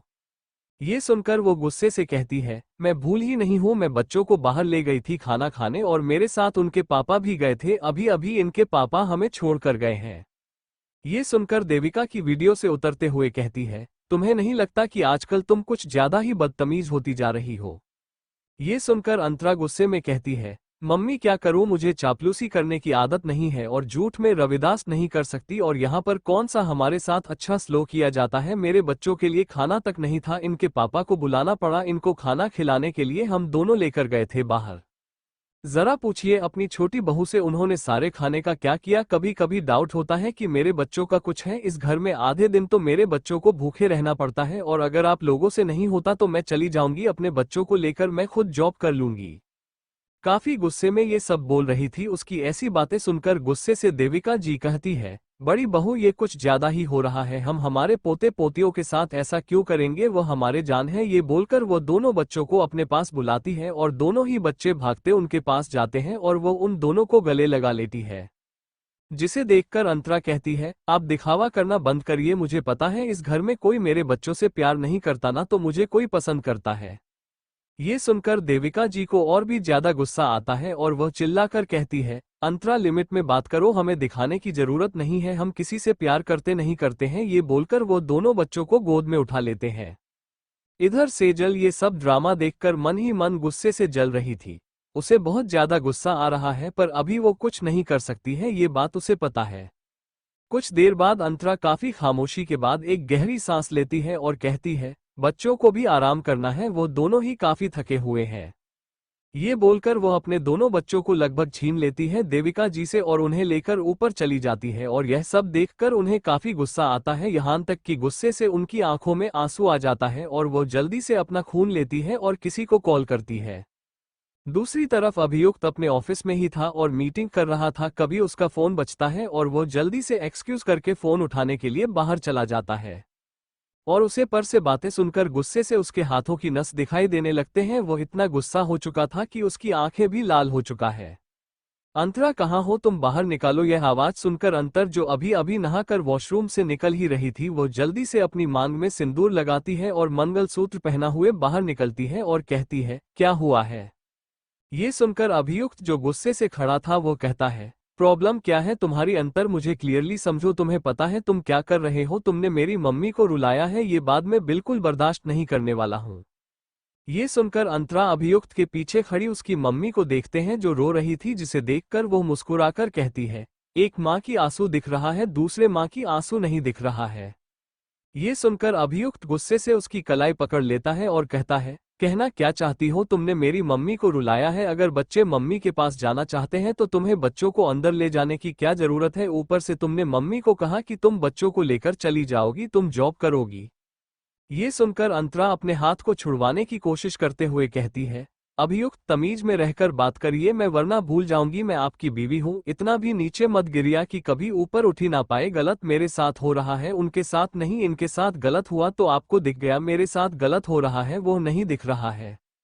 ये सुनकर अभियुक्त गुस्से से कहता है, क्या गलत हुआ है तुम्हारे साथ? क्या मुझे नहीं दिखा? तुम्हारे साथ कभी कुछ गलत हुआ ही नहीं, वैसे भी तुम्हारी औकात ही किया है मेरे सामने, तुम्हें तो खुश होना चाहिए, तुम्हें इतना आशु आराम मिल रहा है, फिर भी तुम घमंड कर रही हो। एक बात याद रखो, मैं चाहूं तो कुछ भी कर सकता हूं, मैं मेरे बच्चों को छीन भी सकता हूं। ये सुनकर अंतरा की आंखों में आंसू आ जाता है और अंतरा गुस्से से बस उसे देखती कहती है। इधर दोनों ही बच्चे अपने सर को थोड़ा बाहर निकालकर अपने दादी को देखते हैं और फिर अपने पापा को। पापा को इतना गुस्से में देखकर वह दोनों ही डर से अंतरा को पकड़ लेते हैं और अंतरा उन दोनों को पीछे की तरफ धक्का देकर कहती है, अंदर चले जाओ तुम दोनों। ये सुनकर दोनों अंदर जाने लगते हैं, जिसे देखकर अभियुक्त दोनों को ही खींचकर अपने करीब कर लेता है और कहता है, ये दोनों नहीं जाएंगे अंदर, पर तुम बाहर जा सकती हो, मैं चाहूं तो तुम्हें घर से निकल सकता हूं। अगर तुम्हें मेरे घर में मेरे साथ रहना है, ऐसे ऐसे आराम की जिंदगी जीना है, तो मेरी मम्मी की सारी बात तुम्हें मानना है, चाहे वो कुछ भी कहे। मैं मेरी मम्मी की आंखों में आंसू नहीं देख सकता हूँ। ये सुनकर अंतरा गुस्से से अभी उसको देखते और कहती है, आपको आपकी खुद की मम्मी की आंसू दिख रहा है, मेरे आंसू नहीं दिख रहा है। गलत मेरे साथ यहाँ पर हो रहा है, फिर भी इल्जाम मुझ पर ही लगाया जा रहा है और मैं बच्चों को उनसे छीन कर नहीं लाई थी, मैं बस बच्चों को नहलाना चाहती थी। ये बोलकर वह अपना हाथ छुड़ा लेती है और उसके बाद वह अपने कलाई को देती है, जो लाल हो चुका था और उसे पर उंगलियों के निशान पड़ चुके थे। उसे काफी ज्यादा दर्द हो रहा है अपनी कलाई में। वह उसे सहलाते हुए गुस्से से अंदर चली जाती है और दरवाजा बंद कर देती है। इसे देखकर देविका जी और भी ज्यादा रोते हुए कहती है, देखो अपनी बीवी को क्या कर रहा है मेरे साथ, क्या तुम समझ नहीं सकते? अपनी बीवी को मैं बाला चाहती हूँ उसकी, और क्या मैं अपने पोते पोतियों से नहीं मिल सकती हूँ? उन पर मेरा हक नहीं है। ये सुनकर अभियुक्त गुस्से में कहता है, मम्मी आप अभी कमरे में जो, मैं इसे बताता हूँ इसने क्या किया है। ये लड़की बहुत ज्यादा आगे बढ़ चुकी है, यह अपनी औकात भूल चुकी है, इसे इसका औकात याद दिलाना जरूरी है। ये बोलकर वो गुस्से से दरवाजा खोलकर अंदर आ जाता है और आकर देखा है तो अंतरा गुस्से से अपने सामान को पैक कर रही थी। उसे ऐसा करता देखकर अभियुक्त हैरान हो जाता है और कहता है, अंडरस्को Antara, what are you doing? कि सुनकर अंतरा दांत पीसकर कहती है, आपको ये सारी बातें बोलना मैं जरूरी नहीं समझती हूँ, मेरा जो मन करे मैं वो करूंगी, अब मैं आपकी कोई भी बात नहीं करने वाली हूँ, चाहे कुछ भी हो जाए। ये बोलते हुए अंतरा सोचने लगती है कि उसके पिछले जिंदगी में आज के दिन वो अस्पताल के चक्कर काट रही थी, मंदिर पर अपना सर पटक रही थी अपने बेटे के लिए कि उसका बेटा बच जाए, पर किस्मत से आज वह अपने हक के लिए लड़ रही थी, अपने साथ हुए जुल्म पर आवाज उठा रही है। ये सोचकर ही उसे अच्छा लग रहा था और वह अपने ख्यालों में खोई थी कि अभियुक्त गुस्से से बच्चों पर चिल्ला कर कहता है, बाहर जाओ तुम दोनों। ये सुनकर दोनों ही बच्चे डर से कांप जाते हैं और उसके बाद जल्दी से दरवाजा खोलकर वहां से भाग जाते हैं। उनके जाने के बाद अभियुक्त गुस्से से दरवाजे को बंद कर देता है और फिर अंतरा के पास आकर उसका हाथ पकड़ लेता है और गुस्से से उसके चेहरे को देखते हुए कहता है, क्या हुआ है तुम्हें? तुम्हारी प्रॉब्लम क्या है? ऐसा क्यों कर रहे हो और यह सामान क्यों पैक कर रहे हो? ये सुनकर वो गुस्से से कहती है, मैं जा रही हूँ अपने बच्चों को लेकर अब बहुत हो चुका है, अब मैं और बर्दाश्त नहीं कर सकती हूँ, मुझे आपके साथ बिल्कुल नहीं रहना, खासकर आप जैसे आदमी के साथ बिल्कुल नहीं रहना जो बस अपनी बीवी पर जुर्म करता है, उसे तकलीफ देता है, दर्द देता है और उसे झूठा साबित करने की कोशिश करता है, उसका साथ नहीं देता है। मुझे साथ चाहिए, प्यार चाहिए, झूठा इल्जाम नहीं चाहिए और बस मांग में सिंदूर लगा दिया, मंगलसूत्र पहना दिया, फेरे ले लिया, इस शादी नहीं होता, उसे निभाना पड़ता है जो आप बिल्कुल नहीं निभाते हो। अंतरा की गुस्से से भारी ऐसी बातें सुनकर अभियुक्त को काफी गुस्सा आता है और अभियुक्त गुस्से से उसके हाथ को कसकर पकड़ लेता है और कहता है, ये कैसे बकवास बातें कर रहे हो, तुम्हें पता भी तुमने मेरी मम्मी को कितना रुलाया है, फिर भी उन्होंने तुम्हें कुछ नहीं कहा। ये सुनकर अंतरा गुस्से से उन्हें धक्का देती है और कहती है, आप कुछ मत बोलिए, मुझे आपकी कुछ भी बातें नहीं सुनना है, आप बहुत ज्यादा बुरे हो, बहुत ज्यादा घटिया, मैं आपसे बहुत नफरत करती हूँ, बहुत ज्यादा। मैं मेरे बच्चों को लेकर जा रही हूँ यहाँ से, मुझे रहना ही नहीं है आपके साथ। ये बोलकर अभियुक्त गुस्से से उसके झगड़े को पकड़ लेता है और फिर उसके चेहरे के करीब अपना चेहरा लाकर कहता है, मैं तुम्हारे पूरे परिवार को सड़क पर ला सकता हूँ, ना तो उन्हें मरने दूंगा ना तो उन्हें जीने दूंगा, तुम सोच भी नहीं सकते मैं क्या करूंगा उनके साथ। ये बोलकर वो गुस्से से उसके और करीब आ जाता है और उसकी बातें सुनकर अंतरा भी गुस्से से कहती है, हम मार दीजिए उन्हें, किसी को मत छोड़िए, वैसे भी मुझे फर्क नहीं पड़ता वो लोग जीते हैं या मरते हैं, वैसे मैं खुश होगी जब आप उन्हें मार डालेंगे। ये बोलकर वह धक्का देती है जिसे महसूस करके अभियुक्त गुस्से से उसके बालों को पकड़ के एकदम से उसे धोखा दे देता है बिस्तर पर और वह बिस्तर पर गिर जाती है और अभी एकदम अपने शर्ट के बटन खोलते हुए उसके ऊपर आ जाता है और फिर उसके कंधे को चूमने लगता है। यह महसूस करके वह अभी उसको अपने ऊपर से हटाने की कोशिश करती है पर अभियुक्त उसके ऊपर से बिल्कुल नहीं हटा, उल्टा वह गुस्से से उसके साड़ी को खींचकर निकाल देता है और उसके खूबसूरत बदन को देखने लगता है। ना जाने कब से वह ये करना चाहता था और अब उसे गुस्सा भी निकलना था, यही एक जरिया है गुस्सा निकालने का। उसके बाद वह उसके कपड़ों को उतार कर फेंक देता है, फिर जबरदस्ती उसके पेट को चूमते हुए उसे अपनी तरफ मारता है और उसके कलाई को पकड़ के गुस्से में कहता है, I will punish you severely, I hope this punishment is painful for you. ये बोलकर अभियुक्त जबरदस्ती उसके होठों को रोली चमन लगता है। काफी देर तक उसे होठों को चूमने के बाद वो उसके साथ जबरदस्ती करने लगता है। इससे काफी ज्यादा गुस्सा आ रहा था अंतरा को, पर वह हल तक नहीं पा रही है। गुस्सा तो उसे बहुत था पर वो बिल्कुल हल नहीं पा रही है, दर्द भी उसे बहुत हो रहा है। अभियुक्त किसी जानवर से काम नहीं लग रहा था, अभी वो पूरी तरीके से उसके साथ जबरदस्ती कर रहा है, उसकी आहें पूरे सपने में सुनाई दे रहा है पर अभी उसको बिल्कुल फर्क नहीं पड़ता। अभियुक्त उसके बदन को नाचते हुए उसके साथ जबरदस्ती कर रहा था। तब एवं 2 घंटे बाद अभियुक्त शांत होता है और उसके ऊपर लेट जाता है। अंतरा को याद आ रहा था उसकी पिछली जिंदगी में भी यही होता है, उसके साथ उसे बस ये दर्द ही मिला है, इसके अलावा और कुछ नहीं। ये दर्द वह बर्दाश्त नहीं कर पाती, बेहोश हो जाती है, पर अब उसमें इतना ताकत और हिम्मत है कि वह ये सब बर्दाश्त कर सकती है और इसके खिलाफ बोल सकती है। अब उसे एक खतरनाक फैसला लेना है जिसके बारे में उसने सोचा नहीं था। उसने सोचा था अब सब कुछ ठीक हो जाएगा, वह ठीक से रहेगी, पर यह उसकी गलतफहमी है, वह इस आदमी के साथ नहीं रह सकती है। ये सोचकर वो गुस्से से अपनी आंखों को बंद कर लेती है। इतना ज्यादा दर्द बर्दाश्त करने के बाद अभियुक्त अपने पूरे बॉडी का भार देकर उसके ऊपर लेटा हुआ था। यह उसके लिए और भी ज्यादा दर्दनाक है, वो बर्दाश्त नहीं कर पा रही थी पर उसे ये दर्द बर्दाश्त करना था। काफी देर तक ऐसा होने के बाद अभियुक्त अपने नीचे दबी हुई उसे छोटी सी लड़की को देखा है और फिर उसके झगड़े को अपने हाथों से पकड़ता है और अपनी उंगलियों से उसके गाल को रख करते हुए कहता है, I hope you enjoyed it a lot too. ये सुनकर वह अपनी गुस्से भरी आंखों से कर उठाकर अभियुक्त को देखते हैं और फिर एक गहरी सांस लेती है और उसके बाद वह उसे अपने ऊपर से हटाने की कोशिश करती है। अभी उसके ऊपर लेटा था, वह अपने पेट के बल लेटी हुई है, इसलिए उसे अपने पेट पर दर्द हो रहा है। इतना कुछ होने के बाद दर्द तो उसे होना ही था, वह सीधा हो जाती है। इससे अभियुक्त मुस्कुराता है और कहता है, लगता है तुम्हारा मन नहीं भरा है। अभियुक्त की ऐसी बातें सुनकर उसे और भी ज्यादा गुस्सा आता है और वह गुस्से से अभियुक्त को अपनी लाल आंखों से देखी और रहते दूर रहो, मुझे छोड़ो, मुझे बहुत दर्द हो रहा है। ये सुनकर अभियुक्त उसके ऊपर से हट जाता है और उसके हड्डी के साथ ही साथ वह एकदम से उठ जाती है और उठकर जाने लगती है वहां से। तो अभियुक्त खींचकर उसे अपने करीब कर लेता है और कहता है, कहाँ जा रहे हो बीच में छोड़कर, अभी तो बस शुरुआत है, इतनी जल्दी मेरा मन नहीं भरता है, तुम्हें पता है। वह अपनी आंसू भरी आंखों से उसे देखते हैं और उसे धोखा देकर वॉशरूम भाग जाती है और वह मुस्कुराते हुए अपने शर्ट को पहनने लगता है और कहता है, इतना सच तुम्हारे लिए काफी है, आई होप तुम ऐसी गलती दोहराने की कोशिश मत करना वरना इससे भी ज्यादा बड़ा सजा मैं दे सकता हूँ। ये बोलकर वो गुस्से से अपने चेहरे को दूसरी तरफ फैल लेता है और फिर बालकनी के पास चला जाता है और एक सिगरेट जब से निकालकर जलाकर स्मोक करने लगता है। जब अंतरा बाहर आती है पूरे कमरे में धुआं हो रखा था, जिसे देखकर वह अपने नाक पर हाथ रख लेती है और जल्दी से दरवाजा खोलकर बाहर जाने लगती है। और उसकी बाहर जाने की कदमों की आहट सुनकर वह अपनी ठंडी आवाज में कहता है, ठहर जाओ, मैं तुम्हें परमिशन नहीं दिया बाहर जाने का। अभियुक्त की आवाज सुनकर अंतरा रुक जाती है और गुस्से से कुछ देर तक अभियुक्त को देखती रहती है और फिर दरवाजा खोलकर बाहर जाने की कोशिश करती है तो अभियुक्त उसे पकड़ लेता है पीछे से और उसकी गर्दन पर अपना सर रखकर कहता है, सॉरी, मैंने कुछ ज्यादा ही फोर्स लगा दिया था, मैं काफी ज्यादा गुस्सा हो गया था, तुम्हें ऐसे नहीं करना चाहिए था। अंतरा उसे कुछ देर तक देखती रहती है, अगले ही पर उसे धक्का देकर बाहर चली जाती है और देखते हैं उसके बच्चे दोनों ही सीडीओ के पास खड़े थे। वह उनके पास जाती है और उन्हें अपने गोद में उठा लेती है और फिर बाहर चली जाती है। उसे बाहर ज्यादा देखकर अभियुक्त भी उसके पीछे पीछे आता है और कहता है, कहाँ जा रहे हो ऐसे इतनी रात को? ये सुनकर वो गुस्से से दांत पीसकर कहती है, मैं इसका जवाब आपको नहीं देना चाहती हूँ। ये बोलकर अंतरा से अपने बच्चों को लेकर जाने लगती है। इसे अभी उसको इतना गुस्सा आता है, वो गुस्से से अपने दोनों बच्चों को छीन लेता है अंतर से और फिर उन्हें लेकर बच्चों वाले कमरे में चला जाता है और उन्हें बंद करके अंतर को लेकर अपने कमरे में आ जाता है और गुस्से से उसकी कलाई पकड़ के कहता है, तुम्हारी प्रॉब्लम क्या है, क्या चाहते हो तुम? डिवोर्स चाहती हूँ मैं, मुझे आपके साथ नहीं रहना है ऐसे घुटन भरी जिंदगी। ना तो आपके घर वाले अच्छे हैं ना खुद अच्छे हो।